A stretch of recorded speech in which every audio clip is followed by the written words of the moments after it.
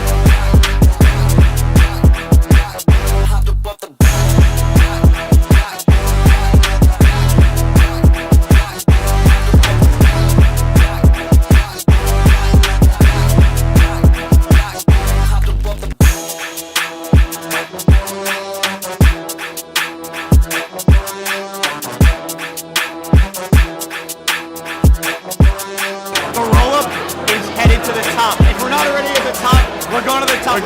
We're on 4th floor today. We're going to be on floor 1, and then we're headed straight to the moon, boys. Neo Finance. Neo Finance. Hey, happy Aloha Friday, Rob, man. Happy Aloha Friday. The waves are out. Neo Aloha Finance. Friday.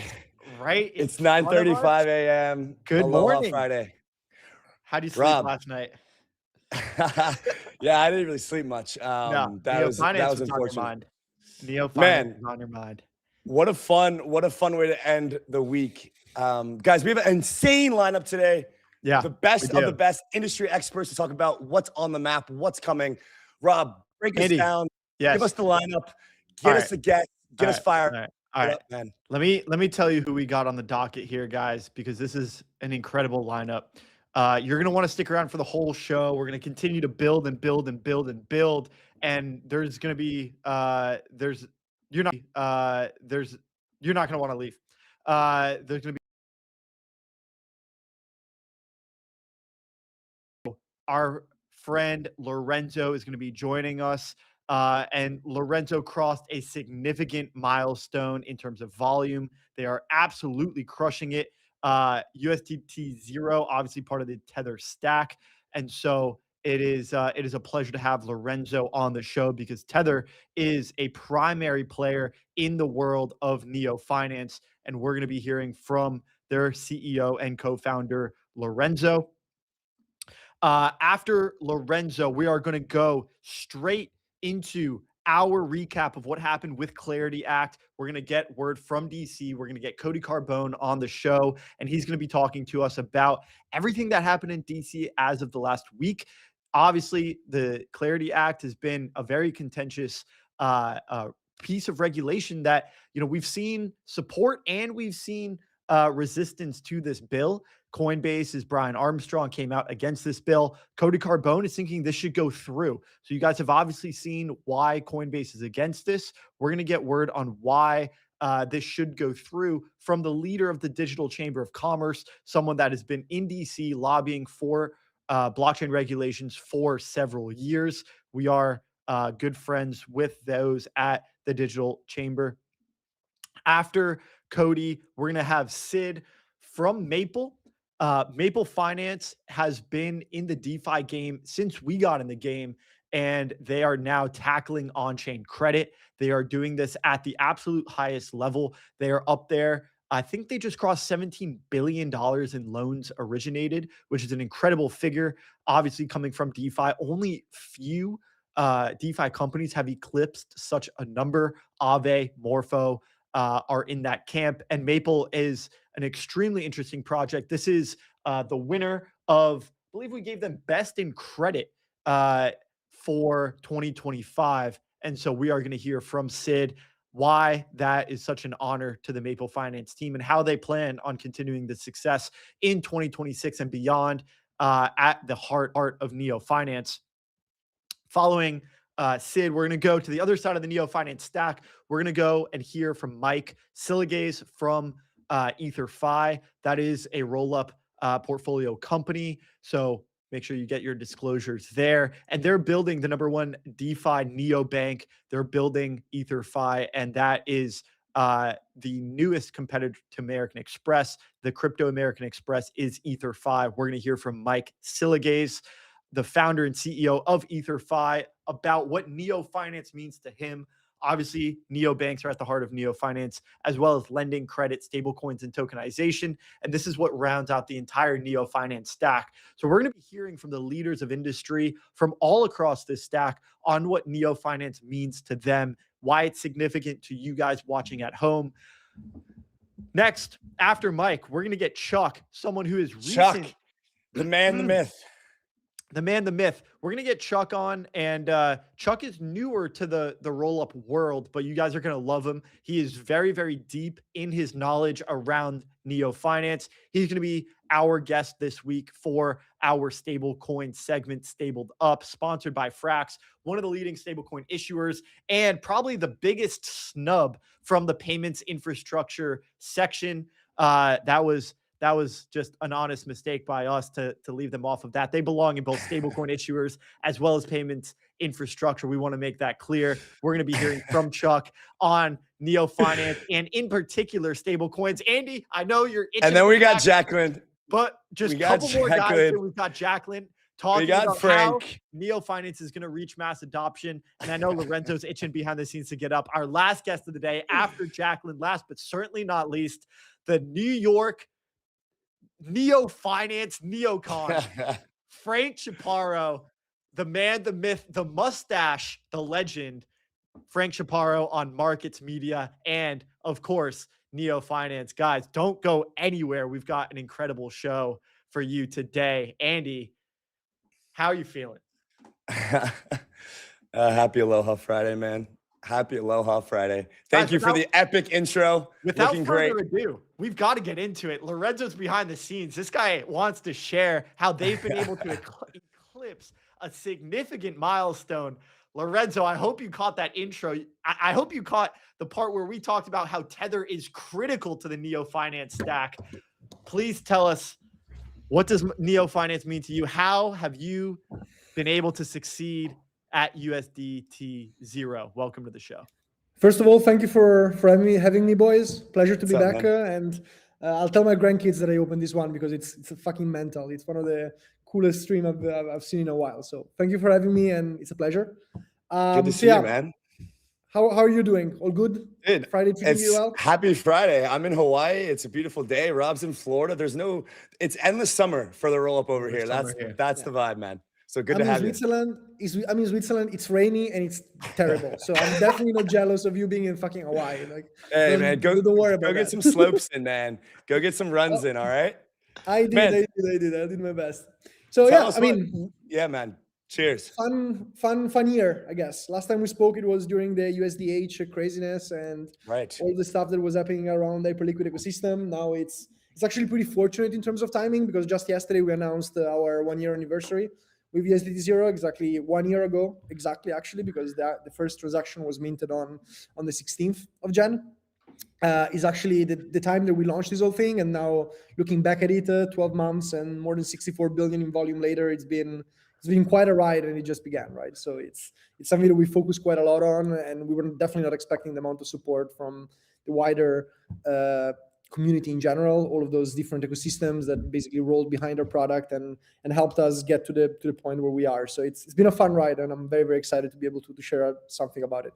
Yeah, man. I mean, if you look, we're going to pull up the map, or if you have it on your computer, you can see how we kind of categorize this stablecoin stack, and 64 billion in such a short amount of time. It's really nothing to scoff at. I mean, you guys are a unique part of the stablecoin stack, right? Not necessarily an issuer, kind of like a stablecoin application, stablecoin infrastructure. We're going to pull the map up. Talk us through where USDT0 really fits in the stablecoin equation. What does that look like? Because people understand issuers. They kind of understand issuers of record, if you will, but they don't quite understand. I don't know where USDT0 fits. Talk to us about that. Where do you guys fit here? We're an infrastructure, effectively. We only have one job, and sounds easy. It's really not. But our job is to basically create a unified liquidity network for Tether-based assets. The real issuer behind the scene is always Tether itself. The asset that we're bringing to the other chains is USDT as a token, but we bring it with our own twist, effectively. We basically took something that is already great, which is USDT itself, largest stablecoin in the world, most used stablecoin in the world, one of the probably the most important financial innovation for developing countries in the last 30 years at least. And all we're trying to do is make it 1% better by adding the interoperability aspect towards it. Tether has historically been one somewhat less used in DeFi and in on-chain applications compared to Circle. And one of our main theses was that it was very, very hard to move Tether tokens between chains. So what we did is that we took this amazing product that Paolo and the rest of the Tether team created, and we basically integrated it deeply within the layer 0 stack of product, specifically making it an OFT asset. And then we took that and we started pitching it to chains and be like, hey, how about you start using this as your canonical USDT version? How would that look like? We started 1 year ago with our initial deployment on Inc, Kraken's chain. Everybody is very familiar with. And by the way, our two launch partners were Bearchain and MegaETH, which is pretty funny because MegaETH is actually about to ship. So we're very, very excited to be able to go full cycle on that. We came up with this idea, we launched it, and then we just gave it to the users. And we were like, okay, now you can move any sides of USDT between Ethereum and Inc completely for free, without limitation of sides, and in a fully permissionless and transparent way. Do what you will. And slowly, we started seeing the first 100, 200, 300K a day being moved between those two chains. And then we started adding more and more ecosystem on top of it. Anything else that we're seeing to give access to our users to the best stablecoin in the world. Great. So we started adding on top of them. Arbitrum came to the flock. The Tether team gave us ownership of the contracts on Arbitrum, which was an amazing things because we could basically upgrade the USDT contract on Arbitrum to USDT0 without changing the token contract itself. Did the same thing on Polygon, then launched on Plasma, which has been wildly successful to this day, our biggest ecosystem. And then slowly we managed to, thanks to our partners, grow that 200, 300K a day to basically $500 million a day. In the last week, in the last 3 days, actually, we moved more than 900 million USDT tokens between our supported chains. 100 million USDT0 moved in the last 3 days. No, 800 million. So 800. today, Sorry, we are yeah, around. It's the German, Italian, Swiss accent that I'm picking up. And Lorenzo, where most of those flows on chain, or is this centralized exchanges that are settling stable coins or using USDT0 to settle? It's not all DeFi on chain. It's a lot of the neo finance stack that is using stable coins as a settlement layer, and they're using USDT0. Yeah, so this is the crazy thing. We looked into who's actually using our products, right? Because one of the most important things for me was actually understanding who was using and who was creating all of these volumes, right? I mean, when you have 500 million a day, you really want to see who's the people that are owning those USDT and why they're moving them around. And what we found is that it's extremely diversified. You have the large hedge funds that are maybe moving their capital around to try to source for the best deals. You have centralized exchanges that are rebalancing their own supply of USDT tokens because just to explain it, USDT0 tokens are accepted by all the major centralized exchanges as a one-to-one equivalent to USDT. So you can deposit USDT0 tokens on like 8 chains on Kraken and get USDT in your Kraken account. But those centralized exchanges, they are actually having to then rebalance their own supply, and they have to rebalance their own inventories on all of those chains. So what do? They tap into our contracts, and then they move clips of like 100, 200, 500, sometimes $1.5 billion a day if they have to, totally permissionlessly, without any fees whatsoever, and in their full control. So this is one part. One part is the hedge funds. One part are the centralized exchanges. Another part is just normal users. You know, like you have 200, 300K USDT that you have on one chain, you want to bring it somewhere else, you can either deposit it on Binance and then withdraw it on another chain, or you can do it fully permissionless via our infrastructure. You have payment providers. A lot of payment providers are accepting USDT0 tokens on a bunch of networks and then converging them all into one single balance on, call it Plasma, for example, and so on and so forth. So it's an extremely diversified ecosystem. The one that I like personally the most are the arbitrageurs, which is super funny to see because you see those extremely large capitals that are buying clips of like 50, 60, 70, 80 million USDT in one clip, sending it back to Ethereum mainnet and then selling them immediately, or the other way around. Because we're on an infrastructure it's totally free to use, you can if you have large capitals, you can arbitrate the price of USDT around chains without any frictions and generating a lot of volume with that. So it's very interesting to see how it's shaping out. Could you help us understand the difference and the distinction between plain vanilla USDT and then USDT0? Is all of, 64 billion is a lot of volume. 800 million in the last few days is a lot of volume. Is that all USDT and USDT0 like is a subset of that, or is it one and the same? So USDT itself currently works in a very straightforward and safe way, right? When you're the backbone of the industry, you need to play it conservatively, and you very need humble, to make sure sir. that Very, very humble. Well, that's not me, right? That's Paolo and the rest of the team. So that's why I'm very happy to give them praise because it's all they're doing and it's all their results. So they are the backbone of the industry and they need to play it safe. So what they do is that when you want to mint new USDT tokens, you have to process multi-sig transactions every single time. And if you want to mint USDT tokens, you need to be a verified Tether customer, which is something not exactly easy to do, right? There's only a few entities in the world that can mint or burn USDT directly. On USDT0, we took a completely different approach. Our approach was you have 97% of all of the USDT in existence sitting on 2 chains, Tron and Ethereum. Let's see what happens if we add the interoperability aspect to those USDT tokens living on Ethereum mainnet. So our system works in a very elegant way. We have one single contract, which is our USDT0 lockbox, which is the place where all of the USDT0 in the world are backed with ERC20 USDT on Ethereum mainnet. That contract itself is the 3rd largest holder of USDT tokens in the world. So if you go into Etherscan, you're going to be able to see that the only entity on Ethereum mainnet that has more USDT tokens than USDT0 is Binance itself. And if you broaden the scope and you look at what are the other entities, there's only two others on top of us, which are, as I said, Binance and another centralized exchange. And yeah, that's basically how the whole system works. So USDT0 is basically a representation of USDT sitting on a different network, but not sitting on a single network, sitting on multiple different networks. Right now we're supporting more than 18 chains. And you can move those USDT0 in and out of those chains via the OFT standard powered by the layer 0 guys, and that we manage completely. We do all the risk assessments, so on and so forth. And we just took this concept and gave it to the users and told them, how about you use this as your USDT when you launch Monad or when you launch Berachain or when you launch Plasma? And the adoption has just been absolutely massive. And that's all thanks to our ecosystems and to the chains that basically believed in us and decided to trust us. It's incredible, honestly, because you're right. Tether has been a backbone for the space for so long.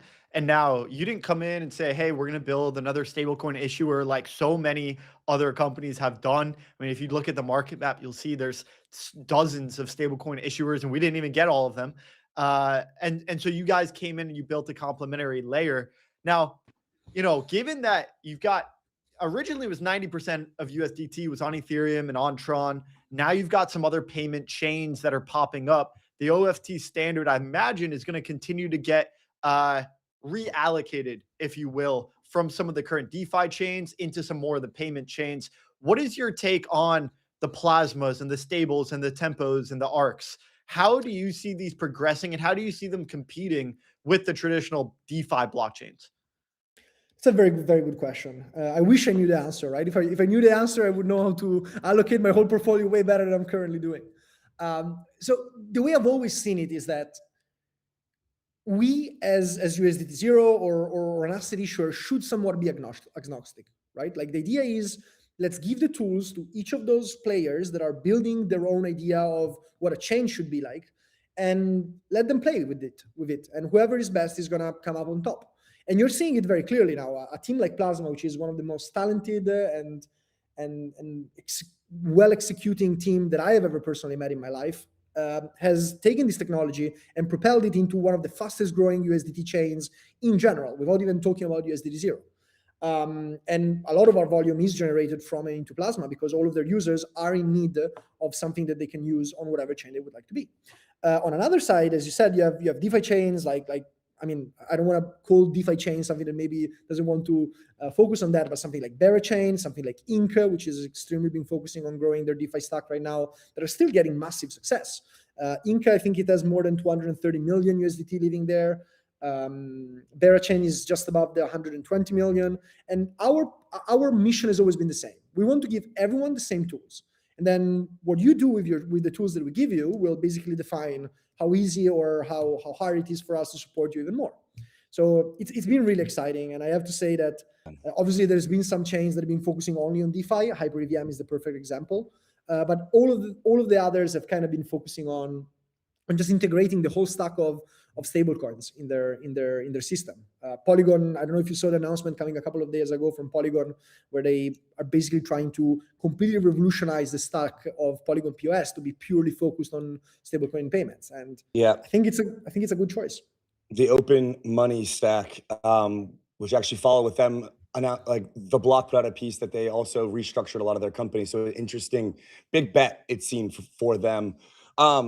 Lorenzo, you've done such an incredible job of just explaining how USDT0 fits into this stablecoin category, between interoperability, between extending the belief and resilience of USDT and Tether, that company, as well as just being an important part of their distribution strategy. We're going to pull the map up here. And what you can see on the map is you can see we've got stablecoins and under them, stablecoin issuers as well as stablecoin builders.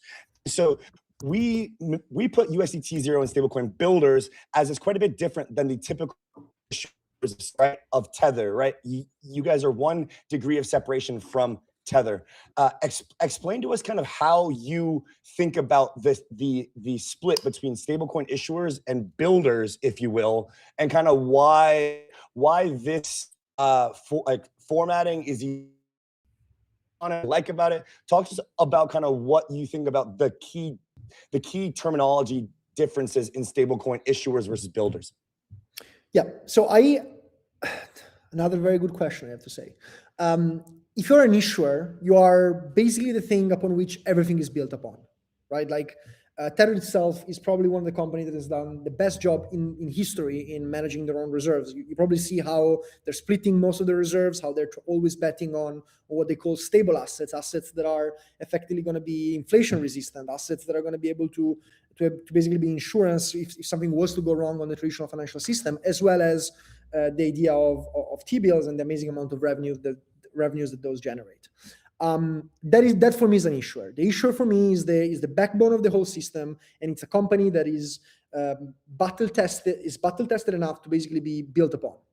Ecosystem projects, on the other hand, should take the risks. That's how I've always seen it, and that's how we took the risks in the beginning with USDT0 on trying to innovate and trying to make something better and something that was used. Obviously, now we have to be infinitely more conservative, because when you have all of those USDT sitting in your contracts, you literally cannot, I don't know how to say it nicely, but you cannot fuck up. It's something that we have to take care of, and it's something that we have to focus on. So that's the way I've always seen it. You have stablecoin issuers, especially the large ones, that need to be slow, need to be very, very detail-oriented and regulated, and working with exchanges to try to push, and with the regulators to push the industry forward. And then you have ecosystem projects and community projects that should try to innovate. And then if one of those innovation ends up having some market adoption, like USDT0 did, now it's time for us to actually sit down and, rather than focusing on speed and growth, focusing on consolidation and helping out the ecosystem that we built on. And that's what we're going to do in 2026. We're going to try to focus as much as we can on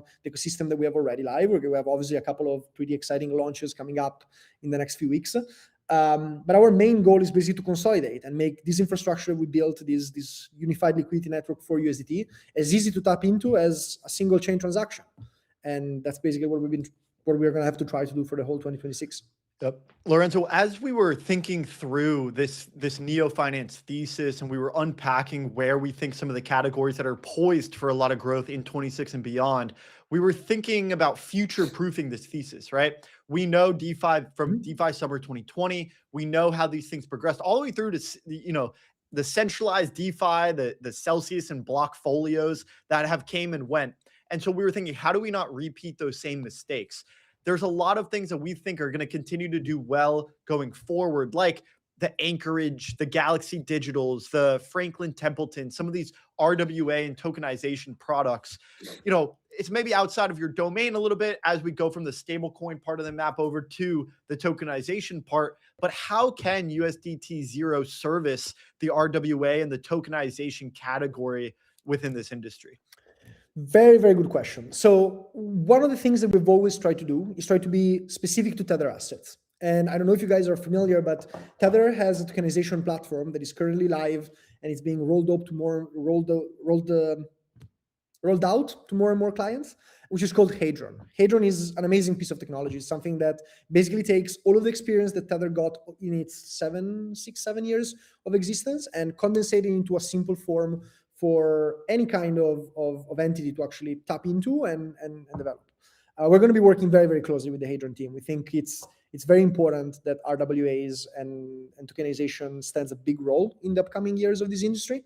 And we're going to do kind of everything we can to help the Tether team to actually execute that in an interoperable way. One thing I should say though on RWA, which is that one of the things that I personally believe is going to be massive in the next few years is tokenized gold. Tether has something that is called Tether Gold. I sound like a broken record because every time somebody asks me what is the thing that excites you the most in this industry, I keep screaming to everyone, Tether Gold is going to be absolutely massive. Tether Gold is something that launched in 2020, if I remember correctly. It was right before COVID. And it's, to me, one of the best products that I've been able to see in the 6+ years that I've been in the industry.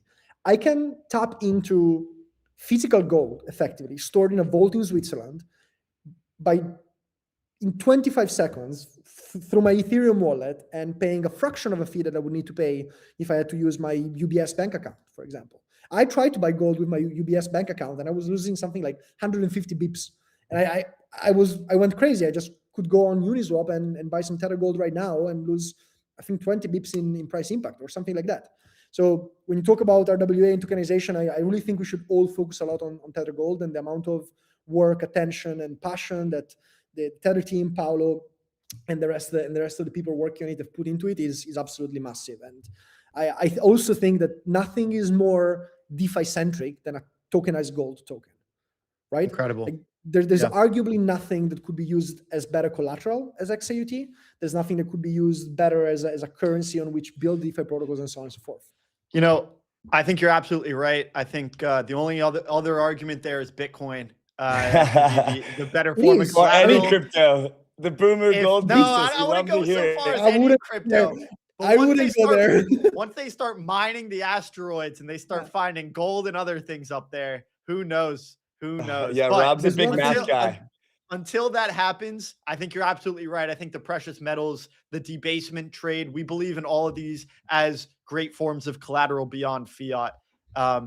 Man, Lorenzo, thank you so much for coming on. It was an Thank you, guys. absolute pleasure. Congrats on all the success, tons of volume. You guys are poised for a tremendous 2026. And we really appreciate you coming on the Neo Finance special and talking Neo Finance with us here today. Thank you guys for having me. It's always a pleasure to speak with you, Robin, Andy, and anytime I'm always here for you guys, and keep up the amazing work. It's really kick ass. Absolutely. Cheers, brother. We'll see you again soon. Buddy. Thank you, Have a gents. great weekend. Have a good Cheers. one. Bye-bye. Man, I love to see it. Yeah, we're gonna keep things rolling here. Lorenzo is great. USDT0. You know, he mentioned Tether, but also obviously Tether Gold is firmly within the RWA tokenization category on the Neo Finance market map. Guys, without further ado, we're gonna pick up on our political coverage that we have had this entire week. The Clarity Act's been a roller coaster. So we're going to send in our next guest is Cody Carbone. He is the leader of the Digital Chamber of Commerce. This one hits home for us. The Digital Chamber has been good friends of the show for a long, long time. And so back in 2018, Andy and I actually took a trip up to Washington, D.C. It was one of the first crypto conferences that we had ever gone to. At the time, Perry-Ann Boring, who's the previous lead of the Digital Chamber, welcomed us. She's a University of Florida alumni. She said, come on up. There's amazing things happening in DC. This was way back in 2017 or 2018. And it really got the ideas flowing. Even back then, there was a cohort of politicians and legislators that were in DC at the time already starting to think about what the possibilities for this technology are. They realize that there's problems with our fiat currency, and they realize that, you know, there is a way out. It's Bitcoin and it's blockchain. And Cody Carbone has been a leader in DC on the Hill for a long, long time.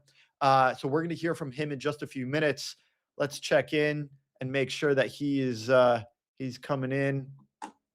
We're going to get him in. We're going to get him in any moment here. So, guys, obviously, we're talking Neo Finance today, but a good bit of this Neo Finance thesis rests on this regulation. We've seen how fintech traditionally has been apprehensive to enter this industry. Now, to say the least. Absolutely. To say, the Genius Act, and now with a little bit more friendliness coming with the Clarity Act, we'll see how it progresses. They're finally getting into this industry. So, yeah, the market structure bill was supposed to be restarted today. I'm not sure what happened. Well, it was postponed, and we don't know when continue.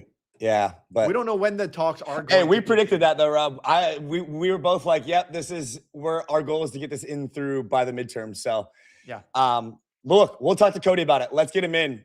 We are going to get started with Cody, talking more on the policy side, as you said, Rob. This is an important part of the American dynamism, kind of expansionary efforts of our country here in America, that I think that is a very important part for the global crypto scene as well. I think you make a great point here. And this was my main takeaway from Arthur's last article, where he explains how the US in the current administration has unilaterally chosen certain categories that we need to win, right? Yep. We've heard Trump say we need to win Crypto, the war on AI, AI. defense. Yep. We need to win the war on crypto. And right now, that is what is propelling a lot of this forward. And obviously he's talking to the politicians when he says we need to win the war on crypto and unilaterally decides, hey, this is an industry that we need to be pouring investment into. He's not just talking to politicians and pouring resources, government resources into making regulations here. He's also talking about, hey, we need to be pouring greater investment into this industry. And that is what has opened up a lot of these companies to finally make their foray into stablecoins, which they had been apprehensive to do for so long. I think it's a multifaceted thing here. It's a combination of both of these, both of these perspectives getting opened up and more clarity coming to the industry. We're so fired up about Neo Finance today, man. We're bull posting compliance efforts. Literally bull posting compliance efforts right now. Cody Carbone is ready to come on. Let's bring him guys, up. Welcome up our friend Cody Carbone. What's up, guys? Hey, man. How are you? Pleasure to have you. Welcome to the show, man. It's good to see you again. It's good to see you, fellas. Thanks for having me. Busy week in DC, a messy week, one could say. It was chaos. I'm tired. I'm glad it's Friday. Yeah, it's been busy. That's safe to say. Yeah. Man, we've heard opinions from really all over the place. We've heard support, we've heard resistance. Give us a temperature check of how people feel in Washington. Because I think a lot of times we see Twitter, people are chiming in from all over the world. They don't really have a sense of what's going on. You're in Washington, D.C. on the Hill, talking to the people that are making decisions. How are they feeling about the current state of affairs? Disappointed. It's tough. We have been spending years now on this bill. This is not just something that came up this Congress. This Congress is the first opportunity we've actually had to pass something really substantive that can make a difference and set the U.S. regulatory framework for crypto. We were close, and we're still close. I'm not giving up. We are fired up. We're still going to push this through, but we needed this markup to happen. I think what's so disappointing is that if there's issues with the bill, I've got issues with the bill. I've got a lot of issues with the bill. I share a lot of the issues that Brian Armstrong has with the bill. Our member companies that we represent have issues with the bill. But if you're going to fix them, you've got to be at the table and you've got to continue to negotiate. I think a lot of the misconceptions that have been out there is that, hey, what was supposed to happen yesterday, this markup of the Senate Banking Committee, that means the bill is final. That means there's no more text. That was a final vote. That's just not the case. Everyone's got to go back and watch like that Schoolhouse Rock, how a bill becomes a law video. It's a 3-minute video. We're like a minute and a half in. This is just part of the process to start the negotiating in a public forum. It was going to be an opportunity for the Senate Banking Committee that has jurisdiction over just half of the text to say, okay, here's the things we like. Here are the things that we disagree on. Industry, where are you going to offer amendments? Where are you going to try to offer to improve this bill? It was not that the bill was final and it was going to become law. And that's a lot of the anger I saw on crypto Twitter when I put out a statement like, hey, we're still going to try to put this thing forward and get this bill done. People are like, how could you? The bill's not great. And I'm like, we're going to make it better. We're going to make it great. This is just part of the process. So I'm disappointed. I'm hoping that this is just a small bump in the road and that we'll get back to a markup shortly and continue to move this thing to President Trump's desk. But it's a disappointing and almost like deflating feeling because everyone was hyped up to get this markup done. Let's hammer that point home. So, and we can really use the number one most contentious point in this bill has been banks paying interest. Stablecoin issuers paying interest on stablecoins and how, that could potentially lead to a capital flight. But it also means, we're not vendor locked into, the quarter basis point that we get in our savings account. We could actually experience some real yield on our savings. You're saying that, if we had done the markup, we still could have changed that later on down the road. What's the thought process here? How should we be thinking about this particular point within the Clarity Act on whether or not, stablecoin issuers should be paying yield, or should we, listen to the big banks? They've been in this space for a long time. They shouldn't, we should kind of think about this more carefully. Where do you stand on this point in particular?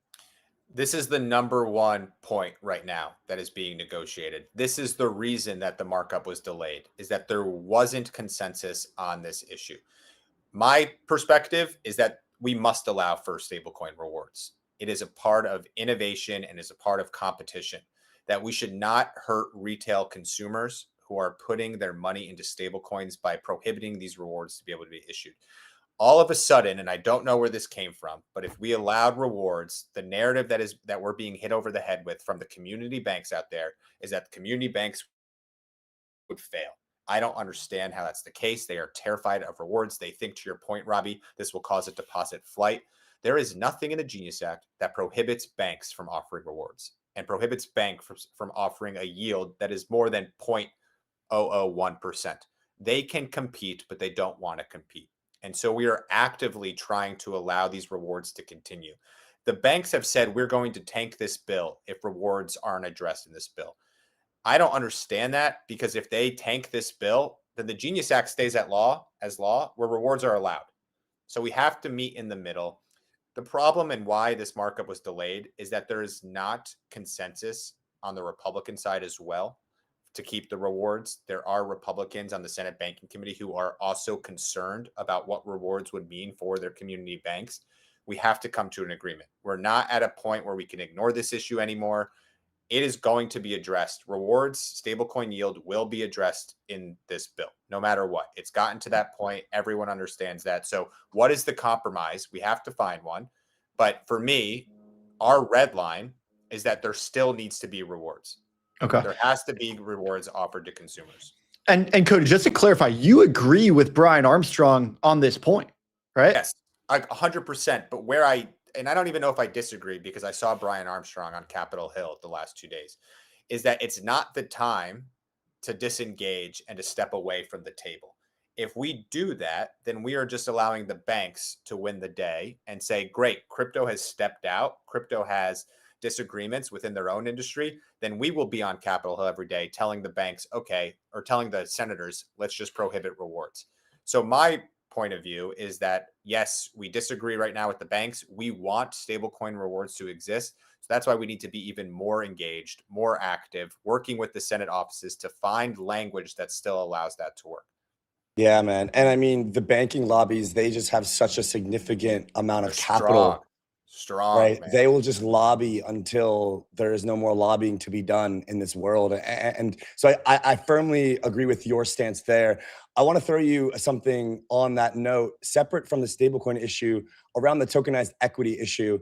So what's happening right now is there are actually some firms that have the necessary regulatory licensing to be able to offer tokenized equities on chain, and others that do not.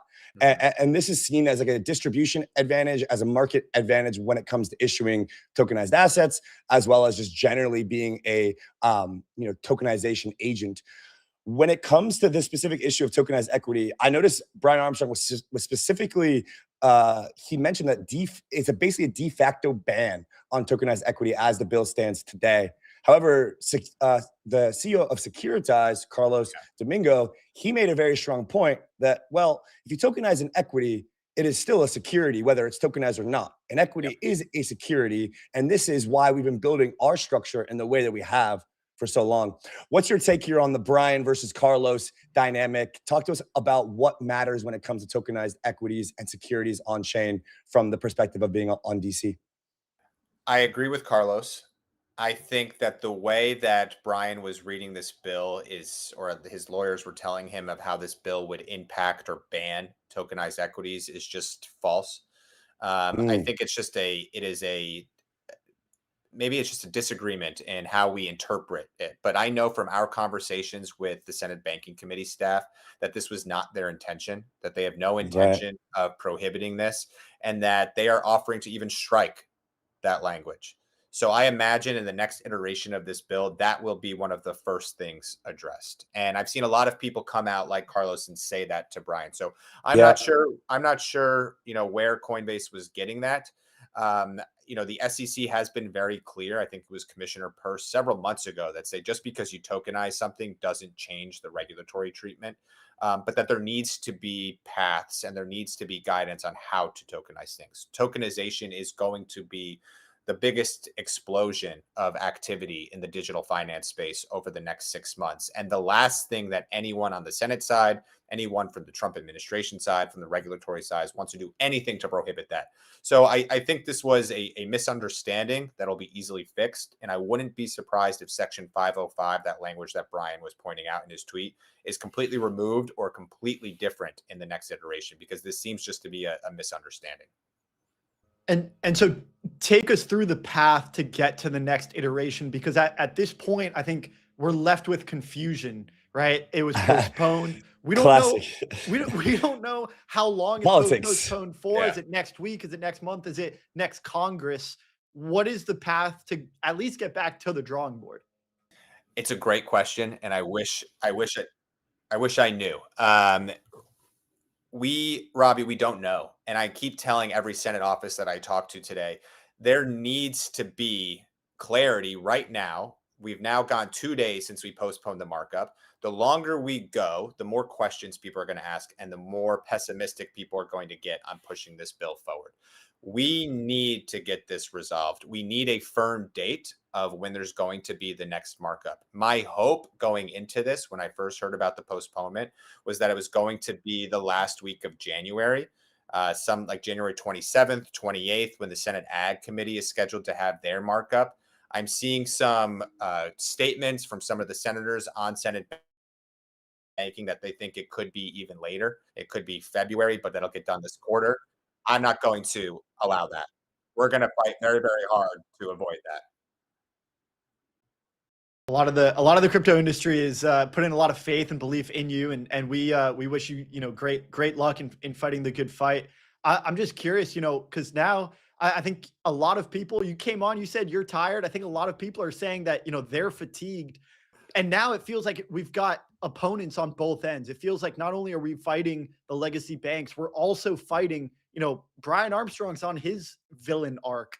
So where is this a three-headed beast now, or where are the affiliations starting to fall in these different camps? How do we parse through kind of the pieces that are falling out of this?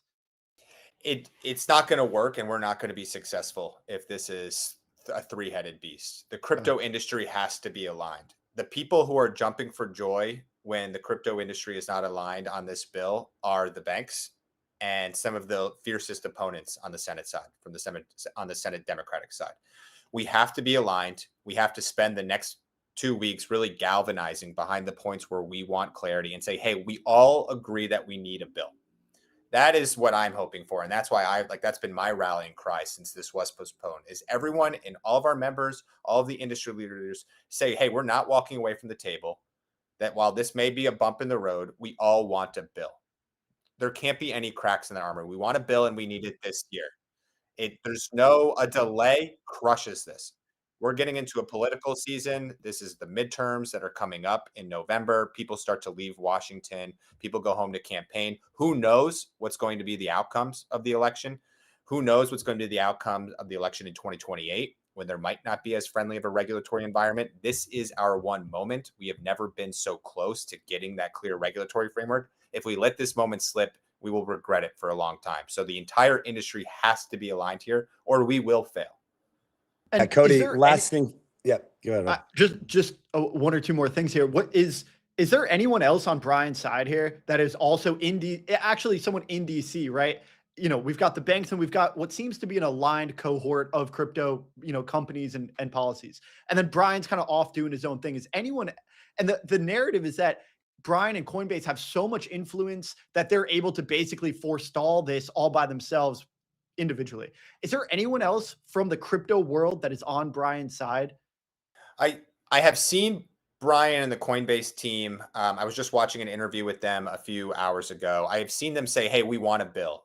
And they're saying all of the right things right now. So I actually think we're on the same side, even though, his tweets said yesterday, hey, we can't oppose the bill as is. There was a follow-up tweet just under that, like, but we want a bill and we're optimistic.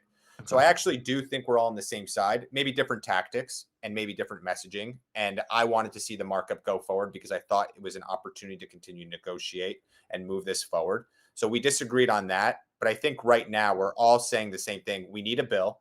We want it to be better than where the bill was. The only way that we can make it better is by sitting at the table. So I do think we're all somewhat on the same side. The next 2 weeks are going to show how close-knit we are. If we can really build a coalition here, I think we can. I'm optimistic from talking to our member companies. We need to show that united front to the Senate, and I'm confident we can do that. Cody Carbone, man, we really appreciate your work on Capitol Hill in DC and just generally pushing the space forward. Yeah, Rob. And before you go, I think it's important. Like, we're gonna be in DC with you guys at the I know, DC I can't Blockchain wait. Summit. And so we want something to happen, you know, before. Yeah, I we know, don't wanna right? just be To talk twiddling about our thumbs, you know, Yeah. while we're on our way there. So we've got a code that we're gonna share with our community. We'll blast it out after the show, and we hope a lot of people that are watching come check it out in person with summit. us together, and come to the summit with us in DC. Yeah, in March. that was the first conference Rob and I went to in 2018 when we realized this idea of decentralized governance was going to be big. We had no idea how to implement it, what it was going to be, but we were like, whoa, if we can just like decentralize the way that these decisions are made, there can be and it was just like this funny breakthrough. And now looking forward here, we're literally trying to push some of the most important crypto market structure bills in this year. Cody, we're going to be pushing Neo Finance at the Blockchain Summit in March on Capitol Hill. We're looking forward to it, man. Thanks for joining us. I can't wait. Thanks, guys. See you in DC, dcblockchainsummit.com. Over 30 members of Congress, tons of members from the Trump administration. Hope to see all of your listeners there. Thank you, man. Thanks, Cody. Keep Cheers, fighting man. a good Guys. fight. We'll see you next time. Yeah. See you soon, buddy. See ya. Man, you gotta love that the States is just full American dynamism, full on. We're gonna get this done. We're gonna lead regulation in the world for others to follow. I mean, you gotta love it, man. Look, you mentioned we were there in 2018 going to this DC blockchain conference. They've been working on this bill for how long is that? 8 years? I know, it's man. Crazy. And a lot of the same like, ideas and principles were the same that were back then. We're still trying so to much get them fighting, swimming upstream, walking against the treadmill for like 6 years with the administrations. Guys, we've got Sid, the CEO and co-founder of Maple, talking about the Neo Finance credit stack, one of the biggest success stories in credit and on-chain lending of the last 2 years. An epic turnaround from the previous bear market has led Sid and co to be one of the most coveted DeFi Neo Finance applications in the world today. We'll get Sid up right now. Get fired up. Keep going on our lovely Neo Finance special. Sid, the man with the amazing accent, welcome back to the show.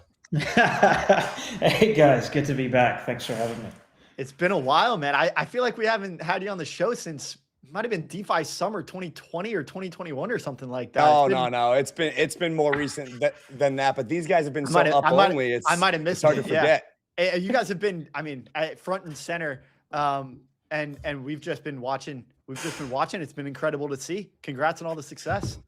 No, thank you. 2025 was a good year. I mean, it's a grind. I feel like we paid a lot of dues in 2023 and 2024. So it was nice to have a bit of a tailwind in 2025. But here we are, back to do it again.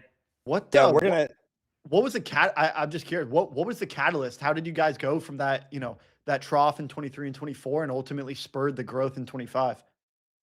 Well, I think the seeds we planted in 2023 and 2024 kind of set the stage for the growth that we saw in 2025. 2023 was when we made the shift to do over-collateralized lending and launched the business that's now got billions of dollars of AUM today. And then middle of 2024 was when we launched Syrup USDC, and that's the product that really saw most of our growth in 2025. So really it was like, I was planting a lot of seeds and opportunities in those 2 years that really paid dividends in 2025. Yeah, beautiful. Yeah, man. I mean, in addition to that, we just had Cody Carbone from DC calling in. It'd be hard pressed to say that this new admin, as well as the regulatory change, is not just going to help you guys, but this broader Neo Finance category at large. Sid, break us down. Do we have the right idea here? Are we missing something? The convergence between DeFi and legacy finance is happening at light speed. It's not fintech.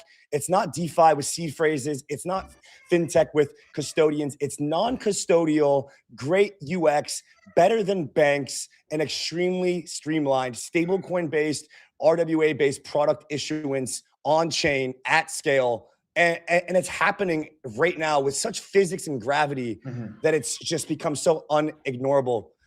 Sid, do we have the right idea here with Neo Finance? What is your Neo Finance thesis and vision as it pertains to on-chain lending and what you guys are doing in the credit sector? Yeah, for sure. It's a great question. I think the way I see Neo Finance is it's not quite fully DeFi, it's not quite CeFi. It's better and faster and more transparent than TradFi, and it kind of brings the best of all three of those categories. So I think our vision of where we want to be is we see ourselves as an on-chain asset manager with a very distinct focus on lending, yield, and credit. And the player in TradFi that I always liken us to is Apollo. They've got 650 billion in AUM, and that's really what we want to strive for. We think that the pie is going to continue to grow in terms of on-chain lending, and this is really going to be powered by stable coins. Last year we had the Genius Act. This year we're hoping we get the market structure bill, and I think that's going to lead to a real explosion of activity as a lot of TradFi money comes in and powers the growth of this sector. And I think lending is going to benefit most of all. How will, when we're thinking about this, we've obviously seen, the on-chain lending stack for so long. You guys have been a leader in this. Aave's been a leader in this. And now we're starting to see those get integrated into not quite the legacy finance stack, but we're seeing it get integrated centralized exchanges and brought more to the Wall Street, financial institutions of the world. How do you see this integration playing out as what we're calling legacy finance, the current, banking infrastructure, as it merges with DeFi? What do you think this looks like for the end consumer? I think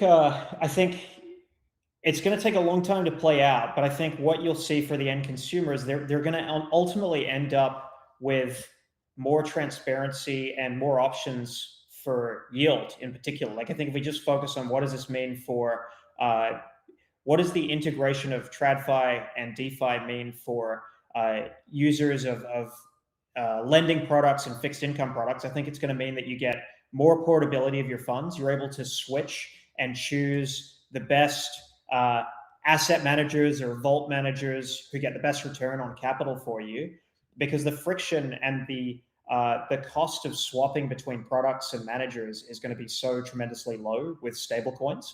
And I think you're going to see a lot of partnerships. You won't necessarily be a user of one protocol or a platform or another. You'll see a lot of crossover between platforms.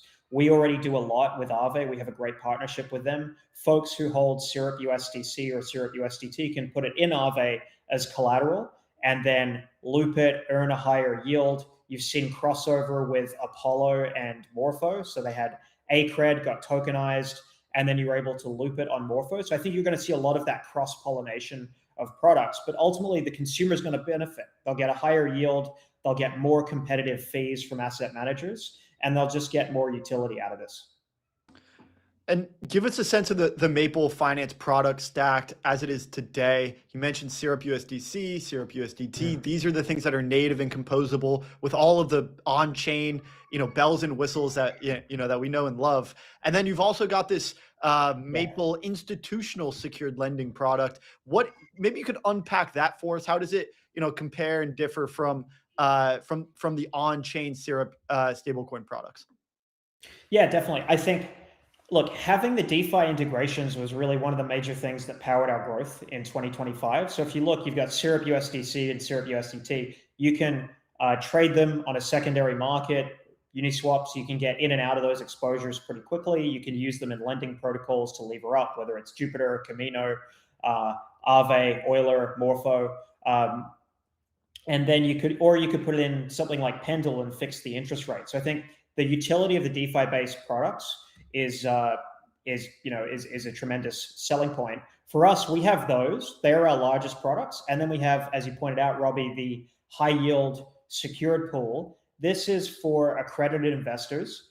And how we think of that product is it's a bit of a longer duration. So it pays a higher yield, but that's because we're able to term loans out longer. So instead of doing, open term with the ability to recall in a few weeks or 30 days, we can do loans for 6 months plus. And that means that we can charge more for those loans, and we can give our users the benefit of that by paying them out a higher yield. And that's exactly how the product works today. You get a higher yield in that product than if you go into Syrup USDC. But the advantage of Syrup USDC is more liquidity and more utility in DeFi. So that's how we think of the trade-off. But I think we expect growth in both, in both of those product sets this year. Yeah. Sid, I think one of the categories that people are pretty much sleeping on in RWAs, if you will, is this private credit category. Obviously, you guys are not. I think last I checked, it was around the $15 to $20 billion mark. I think this thing has potential to do 100% year-over-year growth, if not more. Probably one of the categories with most upside. I mean, dude, if you guys are going to do 100% year-over-year growth, then half the categories is going to do it. So, I mean, if we get some help here, we can get to 200, 300%. What's your take on what's driving private credit? People are saying there's cracks. People are saying that, look, the Russell's breaking out, small caps are running, private credit market might be shakier than people think in the macro sense. What's your take on the drivers for the private credit bull run of 26 and beyond on chain? Well, I think private credit has a tremendous amount of runway ahead of it in 2026. And I think private credit was the natural evolution after stablecoins, right? Like 2023, 2024, we all saw tokenized money market funds, and that was the lowest risk you could get. So you had stablecoins, then you had tokenized money market funds. And as people get more and more familiar with these products, they want to explore higher yields. So you saw Apollo's ACRED. We've seen things like the Hamilton Lane Fund. And now you're seeing more players in that neo-finance stack who are doing effectively tokenized private credit, whether it's a Daylight or it's a USDAI. So I think there's a lot of appetite for yield. And particularly if we look at the macro conditions, if Bitcoin goes on a run and prices go on a run, then I think people and investors want beta. But when things are kind of flat, everybody wants yield. And I think that hunger for yield is going to drive a lot of inflows into tokenized private credit. And you're starting to see you get more utility out of it because you can loop it on lending protocols, you could lever it up. So I think that's going to see a ton of growth this year. Yeah, I love it. Yeah, man. I mean, that is probably the sector. I mean, that and stablecoins is where we're expecting stablecoins being the most actual notional growth in terms of dollar size, and then private credit in terms of percentage growth. We're kind of looking at right now and expecting those. Maybe it's a super consensus take, maybe not. Sid, I have a question about the market map and the way that we structured it. So in lending, we have Maple, but there's also a pretty, let's say, nuanced take as to this lending category. Maybe you could help us understand a bit of the differences in the lending category, right? Because there's under-collateralized lending, over-collateralized lending, then there's basically RWA-based lending, there's crypto asset-based lending. You mentioned looping, leverage. Break down this lending category for us here. We did it broad. How would you think about, if you're looking at the map or if you're looking at the lending category, we'll pull it up on the screen. How would you break down the crypto neo-finance lending category in a more specific way? Good question. So I do have the map up in front of me. So I've got, and I think one of the things that stuck out to me is I think there's a lot of crossover and overlap between the categories of stablecoins, lending, and tokenization, particularly between lending and tokenization. But I see some names that you could arguably straddle categories. But if I just commented at a high level, what I would say is where you see lending, that category, it's dominated by the likes of Aave, Morpho, Spark. We're in that category. And I think what they have in common is typically these are primarily protocol based, and there's a heavy emphasis on it being algorithmic, not really driven by people, and it's very focused on lending against large cap crypto tokens. Folks like us, we're a little bit in a hybrid. Like we're also kind of straddling the tokenization because we do off-chain loan agreements, similar to some of the folks in the tokenization bucket, where you have Figure, who does tokenized HELOCs, so home equity lines of credit. You have Ondo, who's doing tokenized equities. You have Centrifuge, who does tokenized bonds. And so I'd say we kind of straddle those two categories. But one of the other interesting comments I would make is, as I look in stablecoins, I can see USDAI is in there, who has an emphasis on GPU-backed financing. And then they're not too dissimilar to somebody like Daylight, who's looking at solar energy-backed financing. So I think, but broadly, I'd say the lending category is really dominated by protocols. Tokenization is very much people who are doing off-chain lending agreements or off-chain asset agreements. And then stablecoins are folks who are focused on, effectively very low volatility. Yeah, Sid, and I think you could have been in the stablecoin builder category there with some of the yield coins as well.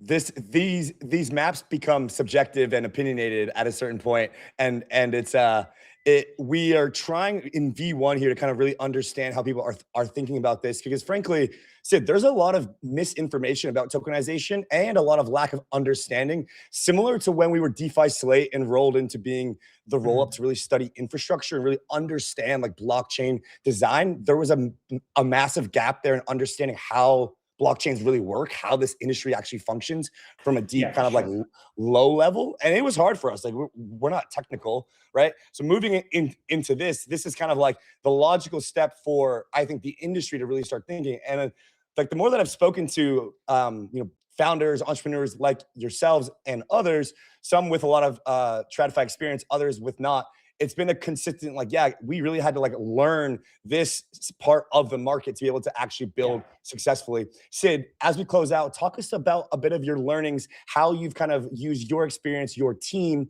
what types of ways you've really been able to actually grasp these concepts and really execute them well on chain due to a deep finance knowledge, not just blockchain, not just Web3. Talk to us about that progression for you and for the industry at large.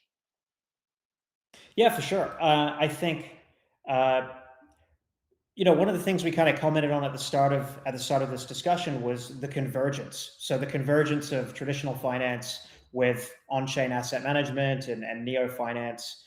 And I would say where my TradFi experience has come in handy is that we're a little bit of a hybrid at Maple. So if you look at us, we gather capital on chain, we manage all of our loans on chain, but we have off-chain loan agreements with our institutional clients. This can include custody accounts. We have to negotiate legal agreements so that we have a strong security and legal position there. And then we have to negotiate deals for financing or new structures. Maple this year is working on one of the first crypto loan-backed securitizations. So that'll be on-chain loans, off-chain investors through a traditional structure. And I think one of the things that's been most important for my TradFi experience was legal document negotiation, structuring, and credit risk management. Like if you look at what we have to do, it's not dissimilar to what you do in traditional banking or at a traditional credit fund. And many of the guys on the Maple team come with capital markets experience from having worked at credit funds or worked at traditional trading desks.